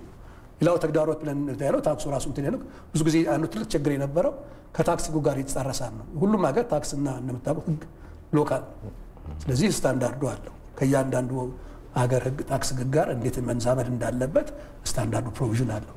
ተግዳሮት የነበረው ትልቁ የአዌርነስ ጉዳይ ነው። ምን ይጠቅመኛል ነው ሌላው ስለማይጠቅመኝ ምንም ስለማይጠቅመኝ አልተገብረውም የሚለው ነገር አለና ስለዚህ አሁን እሱ የቀረ ነውና ኦልሬዲ ዴድላይን ሰጥቷቸዋል። በህግ ነው ያለው፣ ቅጣትም አለው። ስለዚህ እንትን አለ። እንግዲህ መንግስታዊም ያልሆኑ ተቋማት በአዋጅ ደግፈውት የተሻለ ነገር ኢትዮጵያንም በዓለም አቀፍ ደረጃ ተወዳዳሪ የምትሆንበትን የፋይናንስ ስርዓት እንዲገነባ የእኛም ምኞት ነው። እናንተም ግፉበት እንላለን። እናመሰግናለን። መልካም ቀን ይሁንላችሁ። መልካም ቀን እናመሰግናለን።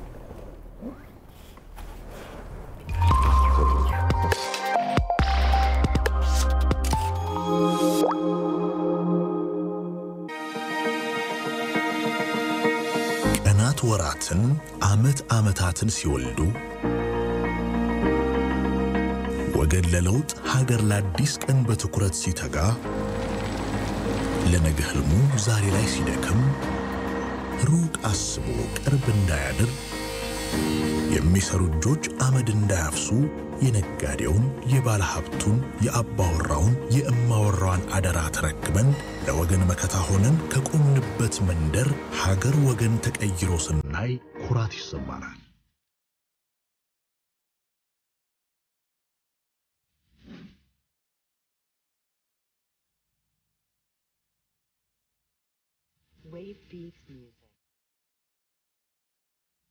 ዓመታት ሲያልፉ ሀገር በሥራ እኛ በዋስትና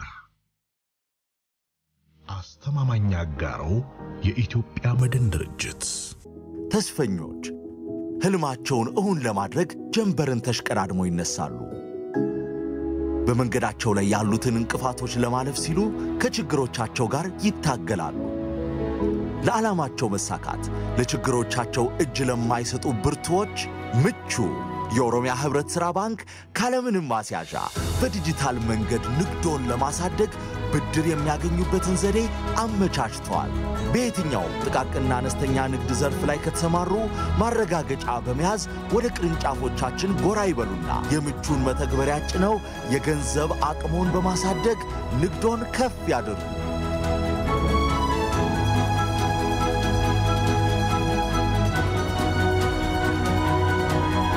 የኦሮሚያ ህብረት ሥራ ባንክ ለላቀ ለውጥ የቆመ ለቴሌቪዥን ባለቤቶችና ባለይዞታዎች በሙሉ የኢትዮጵያ ብሮድካስቲንግ ኮርፖሬሽን በአዋጅ ቁጥር 15 ህዝባር 1967 እና በደንብ ቁጥር 20 ህዝባር 1967 እንዲሁም በኮርፖሬሽኑ መቋቋሚያ አዋጅ 858 ህዝባር 2006 መሰረት በአገሪቱ ውስጥ የሚገኙ ቴሌቪዥኖችን የመመዝገብ ፍቃድ የመስጠትና የማደስ አገልግሎት በመስጠት ለዚሁም በየዓመቱ የላይሰንስ ፊ ግብር እንደሚያስከፍል ስልጣንና ኃላፊነት ተሰጥቶታል። በተጠቀሰው አዋጅና ደንብ መሰረት ፍቃድ የሌለው ቴሌቪዥን ይዞ መገኘት በፍትሐ ብሔር በተጨማሪም በወንጀል እንደሚያስጠይቅ ተገንዝባችሁ ክልል የምትገኙ የቴሌቪዥን ባለቤቶችና ባለይዞታዎች በአቅራቢያችሁ በሚገኝ የቴሌቪዥን ቅርንጫፍ ማሰራጫ ጣቢያ እየቀረባችሁ ለቴሌቪዥኖቻችሁ ፍቃድ እንድታወጡ ፍቃድ ያወጣችሁ እንድታሳድሱና የአገልግሎት ክፍያ እንድትፈጽሙ በአዳማ ከተማና አካባቢ የምትገኙ የቴሌቪዥን ባለቤቶች ቴሌፊት ለፊት በሚገኘው የቴሌቪዥን ቅርንጫፍ ማሰራጫ ጣቢያና ኢሬቻ ቀበሌ ወይም የቀድሞ ቀበሌ 09 ግቢ በአዲስ አበባና አካባቢ ለምትገኙ የቴሌቪዥን ባለቤቶች አራዳ ፒያሳ ከሀገር ፍቅር ቲያትር ቤት ወረድ ብሎ በሚገኘው ዋጋ መቀበያ ቢሮ ጉለሌ ክፍለ ከተማ ሰሜን ማዘጋጃ ታክሲ ማዞሪያ የቀድሞ ወረዳ 9 ግቢ በኮልፌ ቀራኒዮ ክፍለ ከተማ ህንጻ አንደኛ ፎቅ መገናኛ አደባባይ በሚገኘው ቦሌ ክፍለ ከተማ አዲሱ ህንጻ አቃቂ ቃሊቲ ጉምሩክ ግቢ ከአቡነ ጴጥሮስ ሐውልት ወረድ ብሎ አትክልት ተራ ፊት ለፊት በሚገኘው የኮርፖሬሽኑ ዋጋ መቀበያ ቢሮ እየቀረባችሁ የቴሌቪዥን ፍቃድ እንድታወጡ ፍቃድ ያወጣችሁ እንድታሳድሱና የአገልግሎት ክፍያ እንድትፈጽሙ እያሳሰብን ግዴታቸውን በማይወጡ ኮርፖሬሽኑ አግባብነት ባለው ህግ ለመጠየቅ የሚገደድ መሆኑን እናስታውቃለን። የኢትዮጵያ ብሮድካስቲንግ ኮርፖሬሽን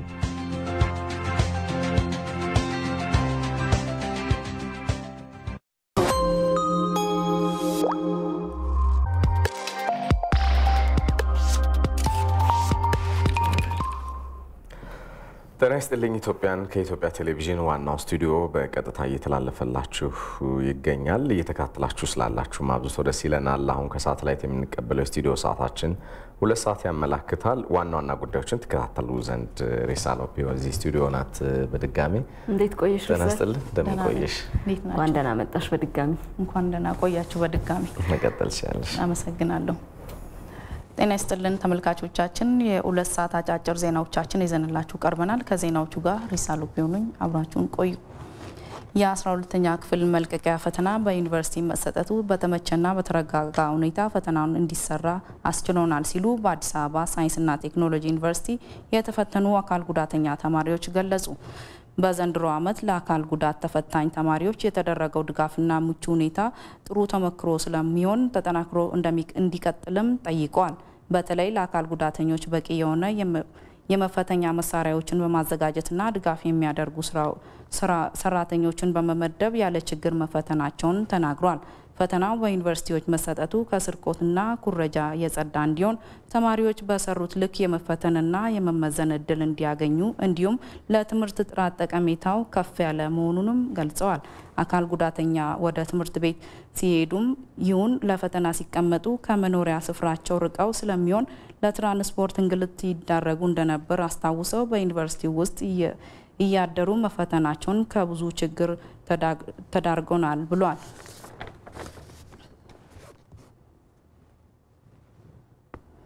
አሊባባ ግሩፕና የኢትዮጵያ ዲጂታል ትራንስፎርሜሽን ማህበር በጋራ ያዘጋጁት ለስራ ፈጣሪ ኢትዮጵያውያን የመጀመሪያ ዙር ስልጠና መስጠት ጀመረ። ስልጠናው ለውሳኔ ሰጪ አካላት፣ ለስራ ፈጣሪዎች፣ ለቴክኖሎጂ ድርጅት ባለቤቶች፣ ለሰራተኞችና ተማሪዎች ሲሆን የመጀመሪያው ዙር ስልጠና ለስራ ፈጣሪዎች ያዘጋጀ መሆኑን ተገልጿል። የኢኖቬሽን ቴክኖሎጂ ሚኒስትር ዴኤታ ኡሪያ አሊ ስልጠናው በዲጂታል ትራንስፎርሜሽን ጉዞ ውስጥ የዲጂታል ክህሎት ያለው ዜጋን ለመፍጠር የሚደረገውን ጥረት የሚያግዝ ነው ብለዋል። በዲጂታል ኢትዮጵያ 2025 ስትራቴጂ ውስጥ የዲጂታል ክህሎት ያለው ዜጋ መፍጠር አንዱ የትኩረት አቅጣጫ ተደርጎ ተቀምጧል ያሉት ሚኒስትር ዴኤታዋ የአሊባባ ግሩፕ ይህንን ለመደገፍ ላሳየው ቁርጠኝነት ምስጋናቸውን አቅርበዋል። አሊባባ ግሩፕ የሚሰጠው ስልጠና ስራ ፈጣሪዎች አቅማቸውን እንዲያሳድጉ እና ድርጅታቸውን እንዲያዘምኑ የሚያስችል ነው ብለዋል። ዘገባው የኢኖቬሽንና ቴክኖሎጂ ሚኒስቴር ነው።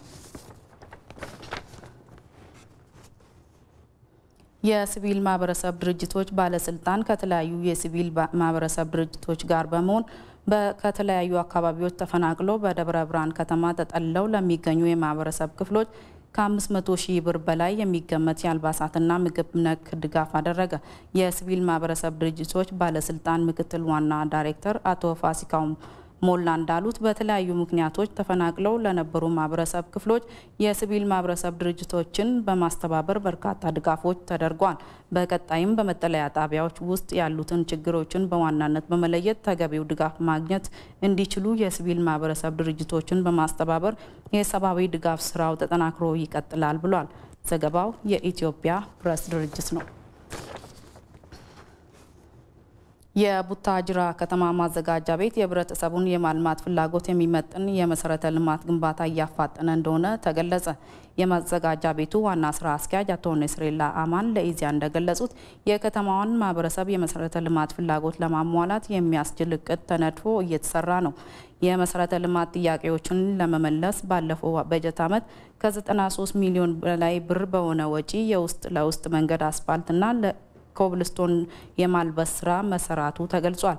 በዚህም 2.8 ኪሎ ሜትር አስፋልት መንገድ ተጠናቆ ወደ ስራ መገባቱን ተናግረው 4.18 ኪሎ ሜትር ርዝመት ያለው የውስጥ ለውስጥ የአስፋልት ስራ እየተከናወነ እንደሚገኝ ጠቅሰዋል። የተጀመረው የአስፋልት መንገድ ስራ 80 በመቶ ያህል እንደተጠናቀቀም ጠቁሟል። የመሰረተ ልማት የማስፋፋት ስራው በከተማ አስተዳደሩ እየተከናወነ ቢሆንም የህብረተሰቡ አስተዋጽኦ ትልቅ እንደሆነ ያነሱት አቶ ነስረላ ከህብረተሰቡ ጋር ተቀናጅቶ በመስራቱ የመሰረተ ልማት ግንባታ ሂደቱ እየተፋጠነ እንደሆነ አመልክተዋል። ቻይና 115 ቢሊዮን ዶላር በጀት መድባ የውሃ ጥበቃ ስራ እየሰራች መሆኗ ተገለጸ። በሀገሪቱ የተለያዩ አካባቢዎች ላይ 42 የውሃ ፕሮጀክቶች እየተገነቡ ነው። ፕሮጀክቶቹ ከጥር እስከ መስከረም ድረስ እየተሰሩ ናቸው ተብሏል። የቻይና የውሃ ሀብት ሚኒስትር ዴኤታ ፕሮጀክቶቹ ከ2 ሚሊዮን በላይ የስራ ዕድል ተፈጥሮባቸዋል ብሏል። ከዚህም ውስጥ 1.7 ቢሊዮን የሚሆኑ የስራ ዕድል ተጠቃሚዎች የገጠር ነዋሪዎች ናቸው ተብሏል። በአመቱ መጨረሻ የቻይና የውሃ ጥበቃ ፕሮጀክቶች ስራ የ1 ትሪሊዮን ዩዋን ወይም 139 ቢሊዮን ዶላር ኢንቨስትመንት ይደርሳል ተብሏል። አሁን ላይ የተሰራው ስራ የቻይናን የውሃ ፍላጎት 64 በመቶ አሳድጓል መባሉን ሲጂቲኤን ዘግቧል። ለሰዓቱ ያዝናቸውን ዜናዎች ይህን ይመስላሉ። ወደ እናንተ ተመልሻለሁ። እናመሰግናለን። መልካም ቀን።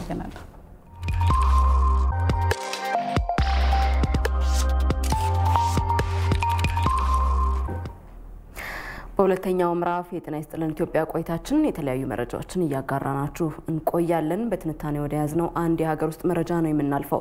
ትኩረት ያላገኙ የቱሪዝም ሀብቶችን ማስተዋወቅ ለቱሪዝም ኢንዱስትሪው አዲስ መዳረሻ እንዲሆኑ መስራት ያስፈልጋል ሲሉ የመገናኛ ብዙሃን ባለሙያዎች ተናግረዋል። እንግዲህ ያለንበት 2015 ዓ.ም ላይ የኢትዮጵያን ኢኮኖሚ ካለበት ችግር ለማውጣት መንግስት አንዱ የትኩረት ማዕከል ነው ያለው የቱሪዝም ዘርፉ ላይ ነው። ቱሪዝም ዘርፉን ታርጌት ያደረጉ ስራዎች በቀጣይ እንደሚሰሩ ሲገለጽ ነበር። በተለይ ደግሞ የውጭ ሀገር ጎብኚዎችን ቁጥር በመሳብ አሁን ያለውን ሀገሪቱን እየፈተናት የሚገኘውን የውጭ ምንዛሪ እጥረት መከላከል ይቻላልና ቀጣይ እቅድ እዚህ ላይ እንደሚሆን በመንግስት በኩልም ይፋ ተደርጓል። ለሁለቱ ምክር ቤቶች የመክፈቻ ንግግር ሲያደርጉ ርዕሰ ብሔራዊ ፕሬዝዳንት ሳህለወርቅ ዘውዴም ካነሷቸው ጉዳዮች አንደኛው ይሄ እንደሆነ የሚታወስ ነው። ባለሙያዎቹ ታዲያ የቱሪዝም ቀንን ሳቢያ በማድረግ ወይ ምክንያት በማድረግ በደቡብ ኢትዮጵያ የሚገኙ የቱሪስት መዳረሻ ስፍራዎችን ጎብኝተዋል። በክልሉ እንግዲህ በክልል ደረጃ የቱሪዝም ቀንን አዲስ እሳቤ ለቱሪዝም በሚል መሪ ሀሳብ ነው በብሔራዊ ፓርክ በደቡብ ክልል አካባቢ በሚገኙ ብሔራዊ ፓርኮች መከበር የተቻለው። ሚካኤል ገዙ ከስፍራው የተለያዩ ሰዎችን አነጋግሮ ተከታዩን ዘገባ አድርሶናል።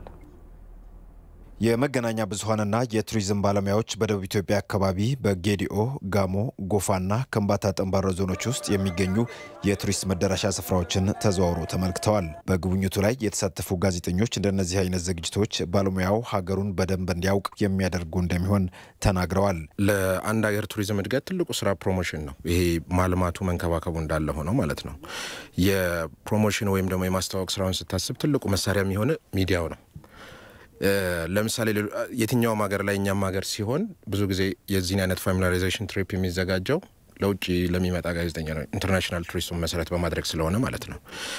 ዶሜስቲክ ቱሪዝሙን ደግሞ ለማሳደግ ከፈለግ የሀገር ውስጥ ጋዜጠኞችን ስፔሻሊ ቱሪዝም ላይ የሚሰሩን ጨምሮ አስጎብኚ ድርጅቶችን በማሳተፍ እንደዚህ አይነት ጉዞችን ማዘጋጀት አለብን። ይሄ ሲሆን አቅም ነው የምትፈጥረው። ለምሳሌ አንድ ጋዜጠኛ አንበርቾ ተራራም በጽሁፍና በስም ወይም በወሬ አይቶ ከማውራት መጥቶ አይቶ ማውራት የሚሰጠውን ጥቅም ራሱ ጋዜጠኛውም ያውቀዋል። እዛ ጋር የሚሰማውም ሰው ምን አይነት መረጃ ማግኘት እንደሚችል ራሱ ይረዳዋል። እና እንደዚህ አይነት ጉዞ ፕሮግራሞችን ማዘጋጀት ጥቅሙ ለሀገር ነው። ሁሌ አንድ ተመሳሳይ አይነት ቱሮች ነበር የምንሰራው።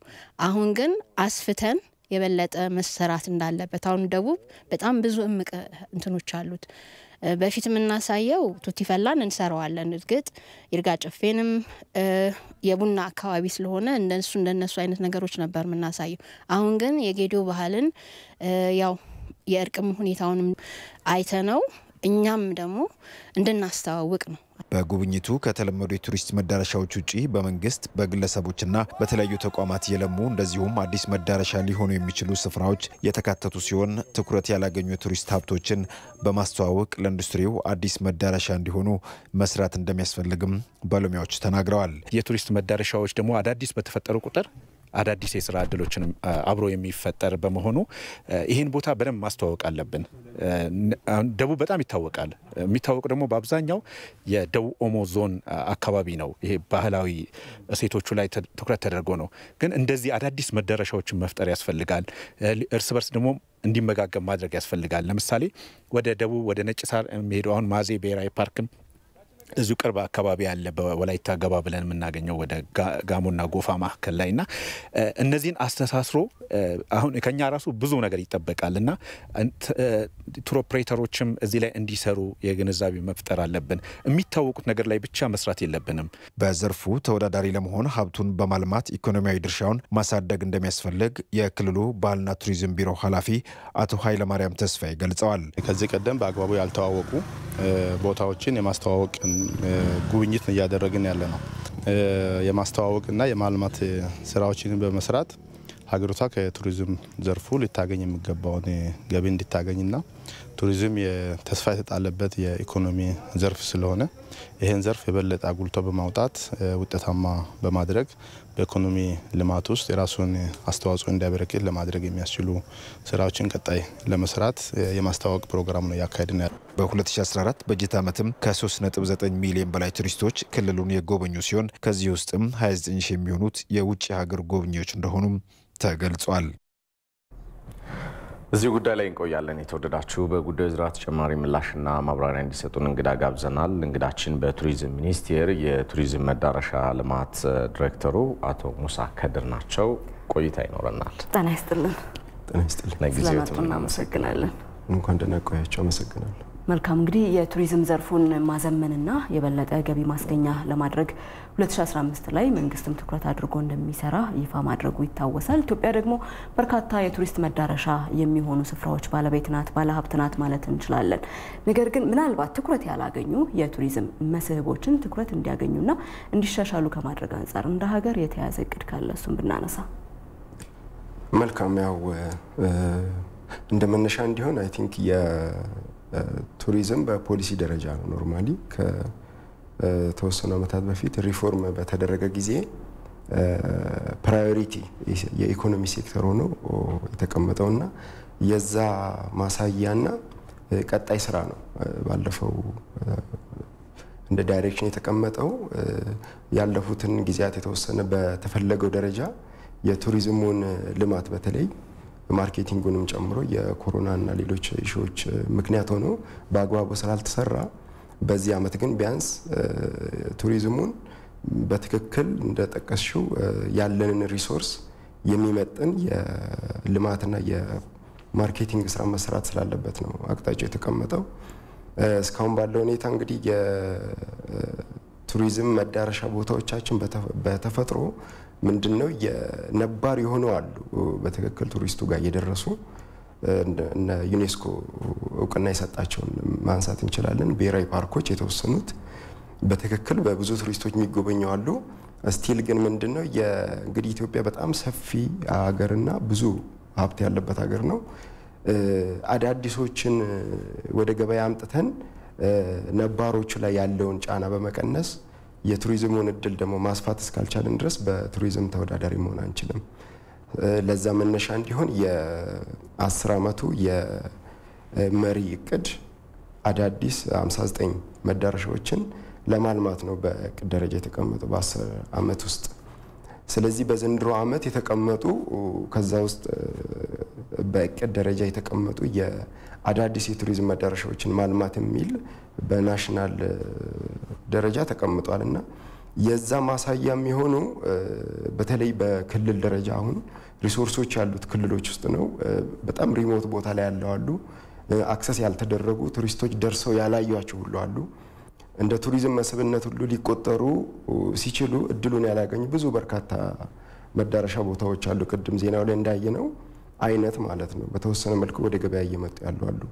ስለዚህ የቱሪዝም ተወዳዳሪነት አቅማችንን እንደተባለው በሚፈልገው ደረጃ የምንፈልገው ቦታ ለመድረስ ዋነኛው ስራ የአዳዲስ የቱሪዝም መዳረሻ ቦታዎችን ወደ ገበያ እንዲወጡ ማድረግ ነው። ለዛ ደግሞ መሰራት ያለባቸው ነገሮች አሉ፣ በጣም ዝርዝር የሆኑ ተወዳዳሪ ለመሆን እነሱን በዝርዝር ልናነሳቸው እንችላለን። ቀደም ሲል ፕሬዚዳንት ሳህለወርቅ ዘውዴ ከሰሞኑ ለሁለቱ ምክር ቤቶች ባደረጉት የመክፈቻ ንግግር በ2015 የቱሪዝም ዘርፉን ማሳደግና በቱሪዝም ሚኒስቴር ሊሰሩ የሚችሉ ነገሮች ከፍ ብለው ሊሄዱ እንደሚችሉ አንስተዋል። ምናልባት ዋና ዋና ሀሳቦቹ የትኞቹ ናቸው? የእናንተ ዝግጅት በተለይ የቱሪስት መዳረሻ ስፍራ ያልነበሩትን ወደ ቱሪስት መዳረሻ ስፍራ በማምጣት ያለሙትን በማልማት መሰረተ ልማት ችግሮች ብዙ ጊዜ የሚነሳሉ። ይሄን በመቅረፍ እና ደግሞ በእቅዳችሁ ውስጥ የተካተቱ ሀሳቦችን እውን ለማድረግ ያሰባችሁት ሀሳብ እንደምን ያለ ነው? በጣም መሰረታዊ ነገር እሱ ነው። እንግዲህ የኢትዮጵያ ለምሳሌ አሁን ከአፍሪካ ቁጥር 1 ላይ ነው የተቀመጠችው ብዙ መዳረሻዎችን በዩኔስኮ በማስመዝገብ በቱሪዝም ተጠቃሚነት ግን ከጎረቤት ሀገራት ካሉት ጋር እንኳን ለመወዳደር አልቻልንም። ብዙ ቱሪስቶችን ከመሳብና ገቢ ከማግኘት አንጻር ይሄኛው ምንድነው ሪሶርሱ አለ እንደተባለው ጥሬ ሀብቱ አለ፣ በተወሰነ መልኩ እየለሙም አሉ።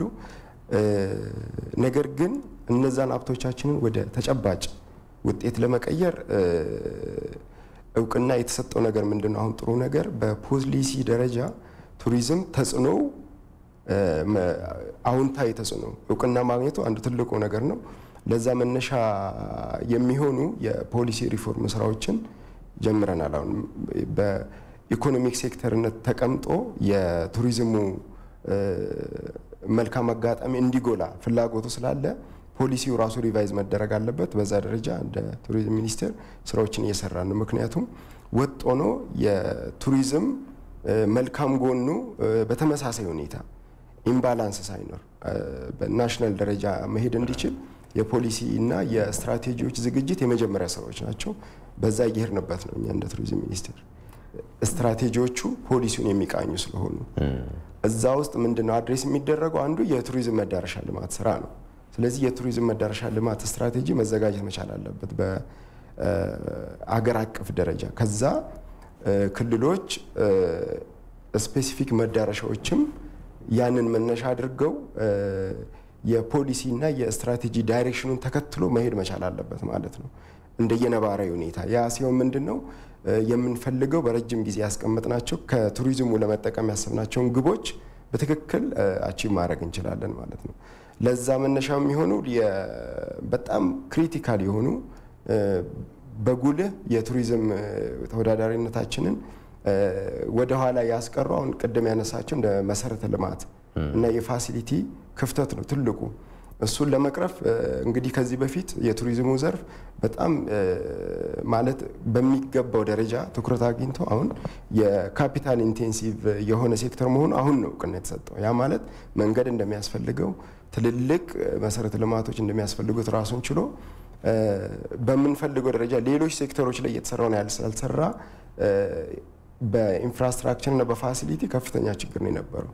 እሱን ለመቅረፍ አሁን እንግዲህ በአገር አቀፍ ደረጃ የተሰጠው እውቅና አንዱ የጠቀመው ምንድነው? ለምሳሌ አሁን የመንገዶች ባለስልጣን ዋና ዋና መንገዶችን በሚዘረጋበት ጊዜ በተቻለ መጠን በአጎራባች በቅርበት ያሉ ሊጎበኙ የሚችሉ ለቱሪስቶች ሊቀርቡ የሚችሉ መዳረሻ ቦታዎችን ኮንሲደር እያደረጉ እየሰሩ ነው። አሁን የሶፍ ዑመር ዋሻን ማንሳት እንችላለን። በዛ አካባቢ ለረጅም ጊዜ መንገድ ችግር ነበር ኖርማሊ። አሁን ያንን መንገድ ፍላጎት አድሬስ ሲያደርጉ ለዋሻው ሴፍቲም እንዲሁም ደግሞ ለቱሪስቶች በሚያመች ሁኔታ የመሰረተ ልማት ስራውን እየሰሩ ነው ያሉት።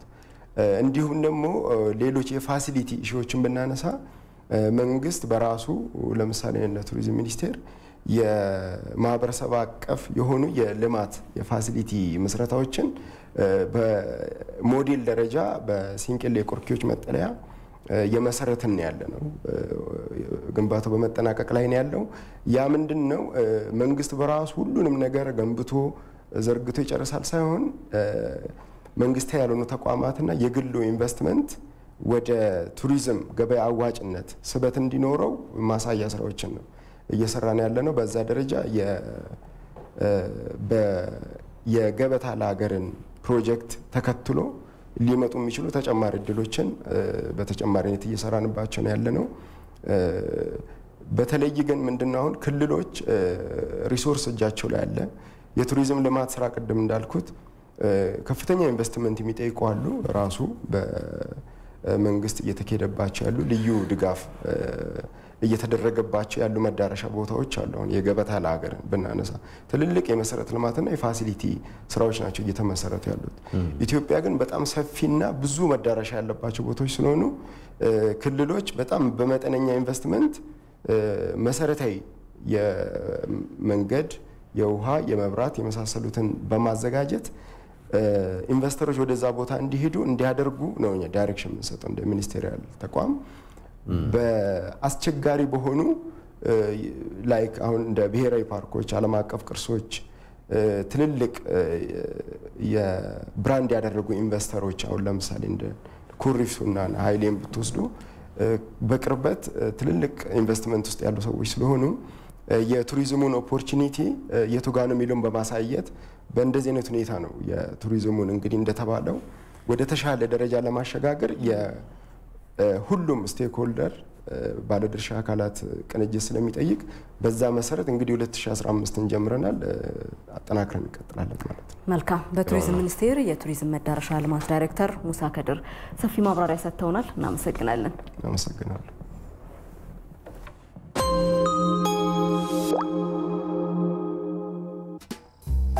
ጸጉራና በጥራ ገበያ የምትወጣው ሱፍ መጣያቲ እንቆቅል ምን አቅል አንድ ቦታ ሆኖ በሁሉ ጋር የሚገኝ አንድ ቦታ ሆኖ በሁሉ ጋር የሚገኝ አባቴ እንዴት ናላሳይክ አያቴ አባቴ መኝታ ቤት ሆኖ ሞባይል ካርድ ይሞራል። አየው ናና ተከተለ የትምህርት ቤት ክፍያ የሚከፍለው ከቤት ሳይወጣ ነው። እውነት አያቴ ተከተለ አየው የዋይፋይም እዚሁ ቤት ውስጥ ነው የሚከፍለው።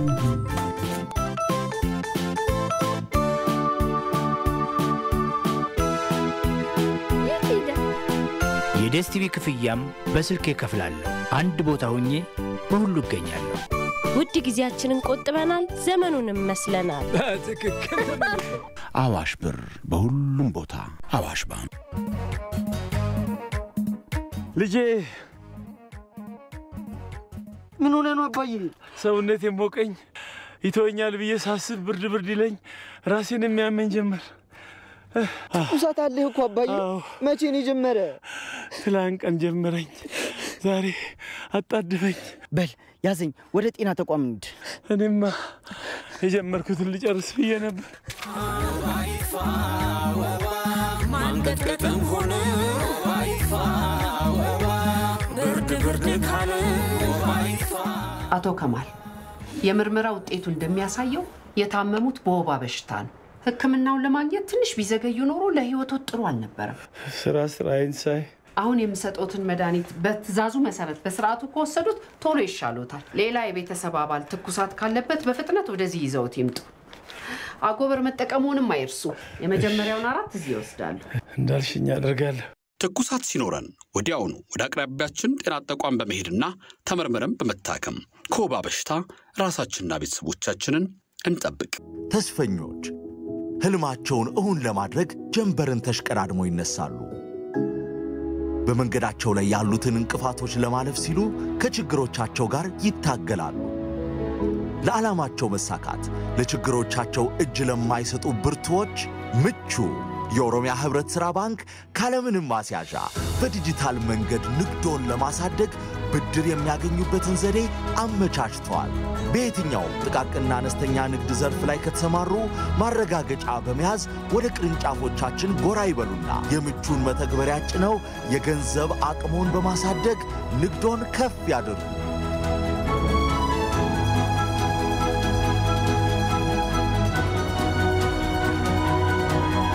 የኦሮሚያ ህብረት ሥራ ባንክ ለላቀ ለውጥ የቆመ።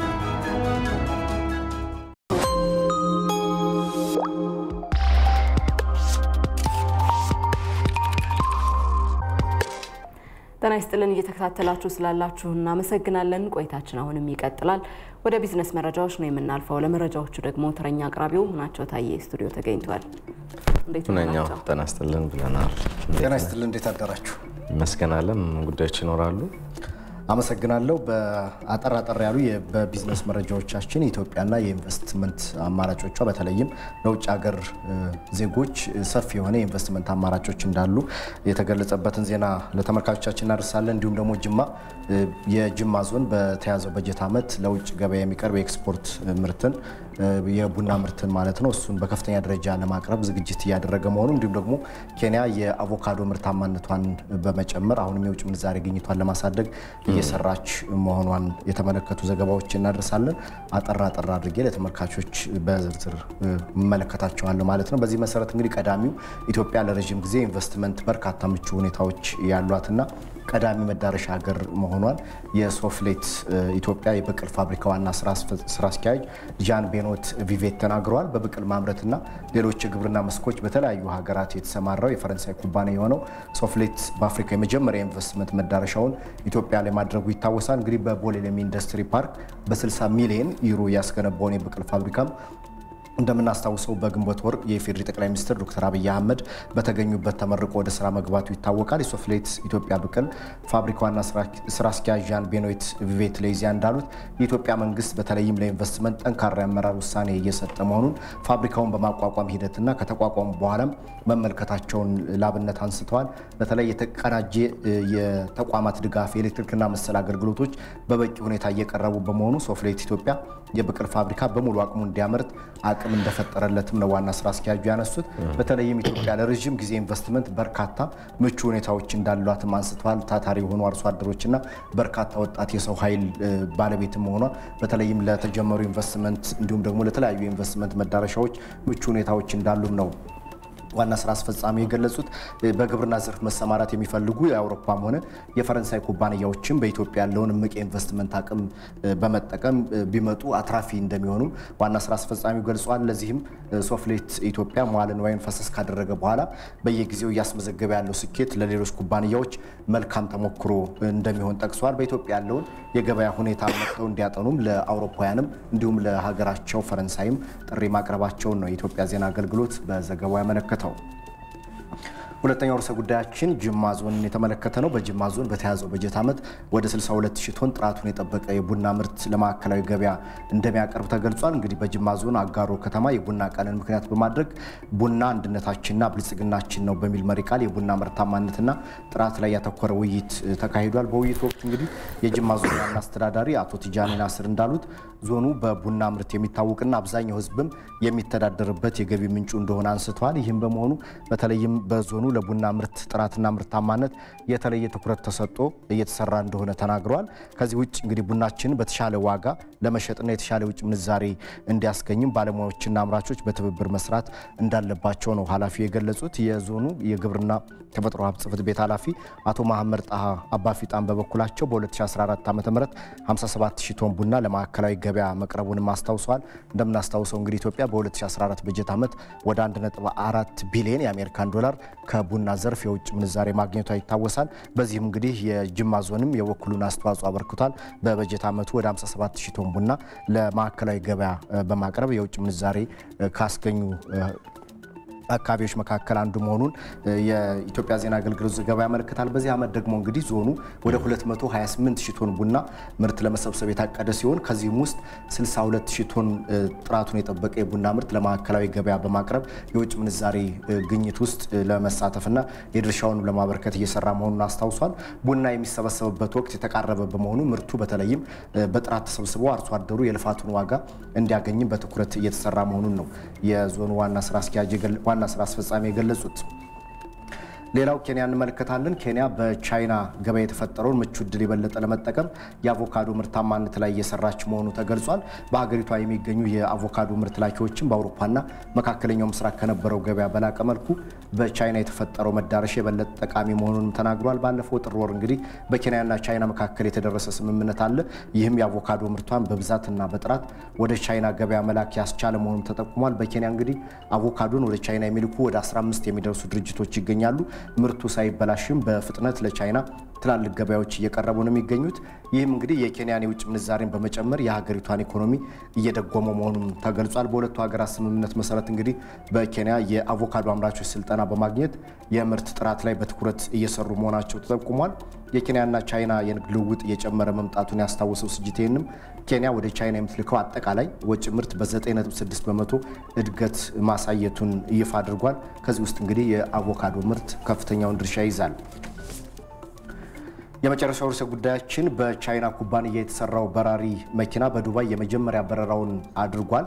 ለ90 ደቂቃ የበረራ ሙከራውን ያደረገው በራሪ መኪና በቀጣይ ለሚሰሩ መሰል ምርቶች ጥሩ መሰረት ይሆናል ሲሉ የአምራች ኩባንያው ሺፔንጅ ዋና ስራ አስኪያጅ ሚንጓን ኪዩ ተናግረዋል። ይህ በራሪ መኪና በሰዓት 130 ኪሎ ሜትር ወይም ደግሞ በ80 ማይል ፍጥነት መብረር የሚችል እንደሆነና ከአውሮፕላንና ከሄሊኮፕተር በተጨማሪ በተለይም በግል ለመንቀሳቀስ እጅግ ጠቃሚ ነው ሲሉ ሚንጓን ኪዩ ተናግረዋል። ዱባይን ለሙከራ በረራ የመረጥነው የፈጠራ ከተማ በመሆኗ ነው ብለዋል ዋና ስራ አስኪያጁ። እንግዲህ በራሪ መኪናው 2 ሰው መያዝ አቅም ያለው ሲሆን በኤሌክትሪክም እንደሚሰራ ነው ሮይተርስ በዘገባው ያመለከተው።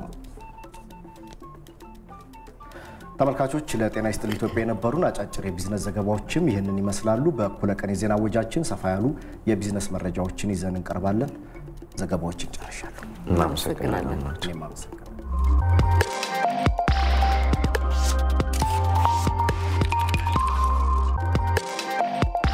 ተመልሰናል። ወደ መጨረሻውና ከውጭ ወደ መረጥነው ጉዳይ ደግሞ ልንሻገር ነው። የአየር ንብረት ለውጥ በአፍሪካ አህጉር ዘርፈ ብዙ ጉዳት እያስከተለ ስለመሆኑ ሰፋ ያሉ ሪፖርቶች ይወጣሉ።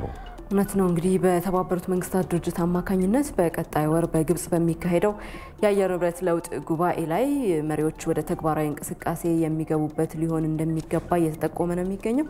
ወንደሰን አፈወርቅ ነው ትንታኔውን ያዘጋጀው።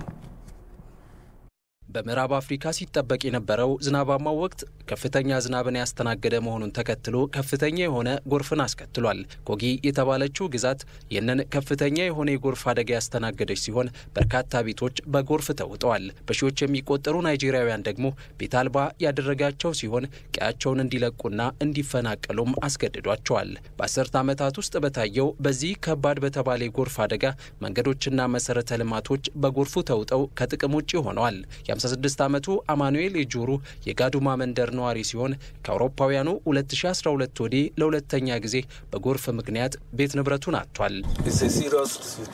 ይህ በጣም ከባድ ሁኔታ ነው። ሌሎች ሰዎች ጋር ተጠልለን ነው ያለነው። እኔ ተስፋ ቆርጫለሁ። ህይወቴ ባዶ ሆነ። ከናይጄሪያ በሺህ ማይሎች ርቀት በሱዳንም ቢሆን የጎርፍ አደጋ ከፍተኛ ጉዳት አድርሷል። ከካርቱም በስተሰሜን 400 ኪሎ ሜትር ርቀት ላይ በናይል ግዛት በምትገኘው ማኪላቭ ከባድ ዝናብ ያስከተለው ጎርፍን ተከትሎ ሰዎች ንብረቶቻቸውን መሰብሰብ ጀምረዋል። ተቀማጭነቱን በህንድ ኒው ዴሊ ያደረገው የዋይን መረጃ እንደሚያሳየው በጎርፍ አደጋው በሺዎች የሚቆጠሩ ቤቶች የወደሙ ሲሆን በትንሹ የ52 ሰዎች ህይወትም አልፏል። ከባዱ ዝናባማ ወቅት ከጀመረ ጊዜ አንስቶ ብዙ ሺህ አባወራዎች ቤታቸው በጎርፍ መወሰዱን ተከትሎ በተለያዩ ድንኳኖች ውስጥ ለመጠለል ተገደዋል። የአካባቢው ነዋሪ የሆኑት ሰይፈዲን ሰሊማን ውድመቱን በአይናቸው ተመልክተዋል።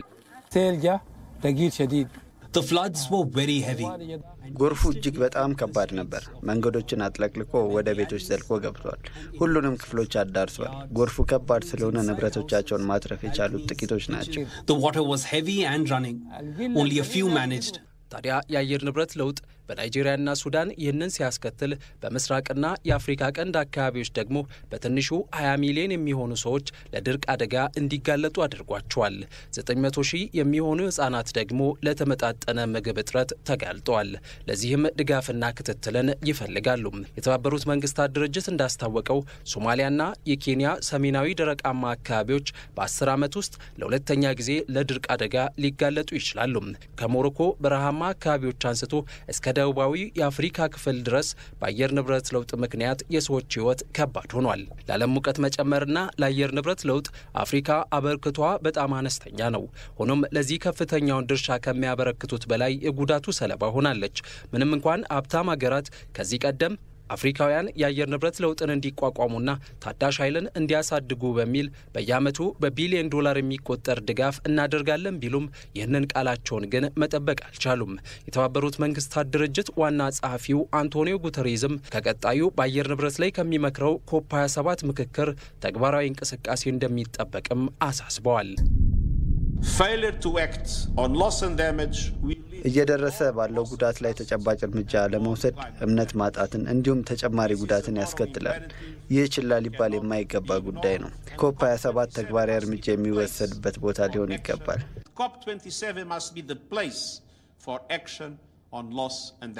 በአየር ንብረት ለውጥ ዙሪያ ተግባራዊ እርምጃዎች የማይወሰዱ ከሆነ በርካታ አፍሪካውያን በአየር ንብረት ለውጥና የዓለም ሙቀት መጨመር ሳቢያ ህይወታቸውን ያጣሉ።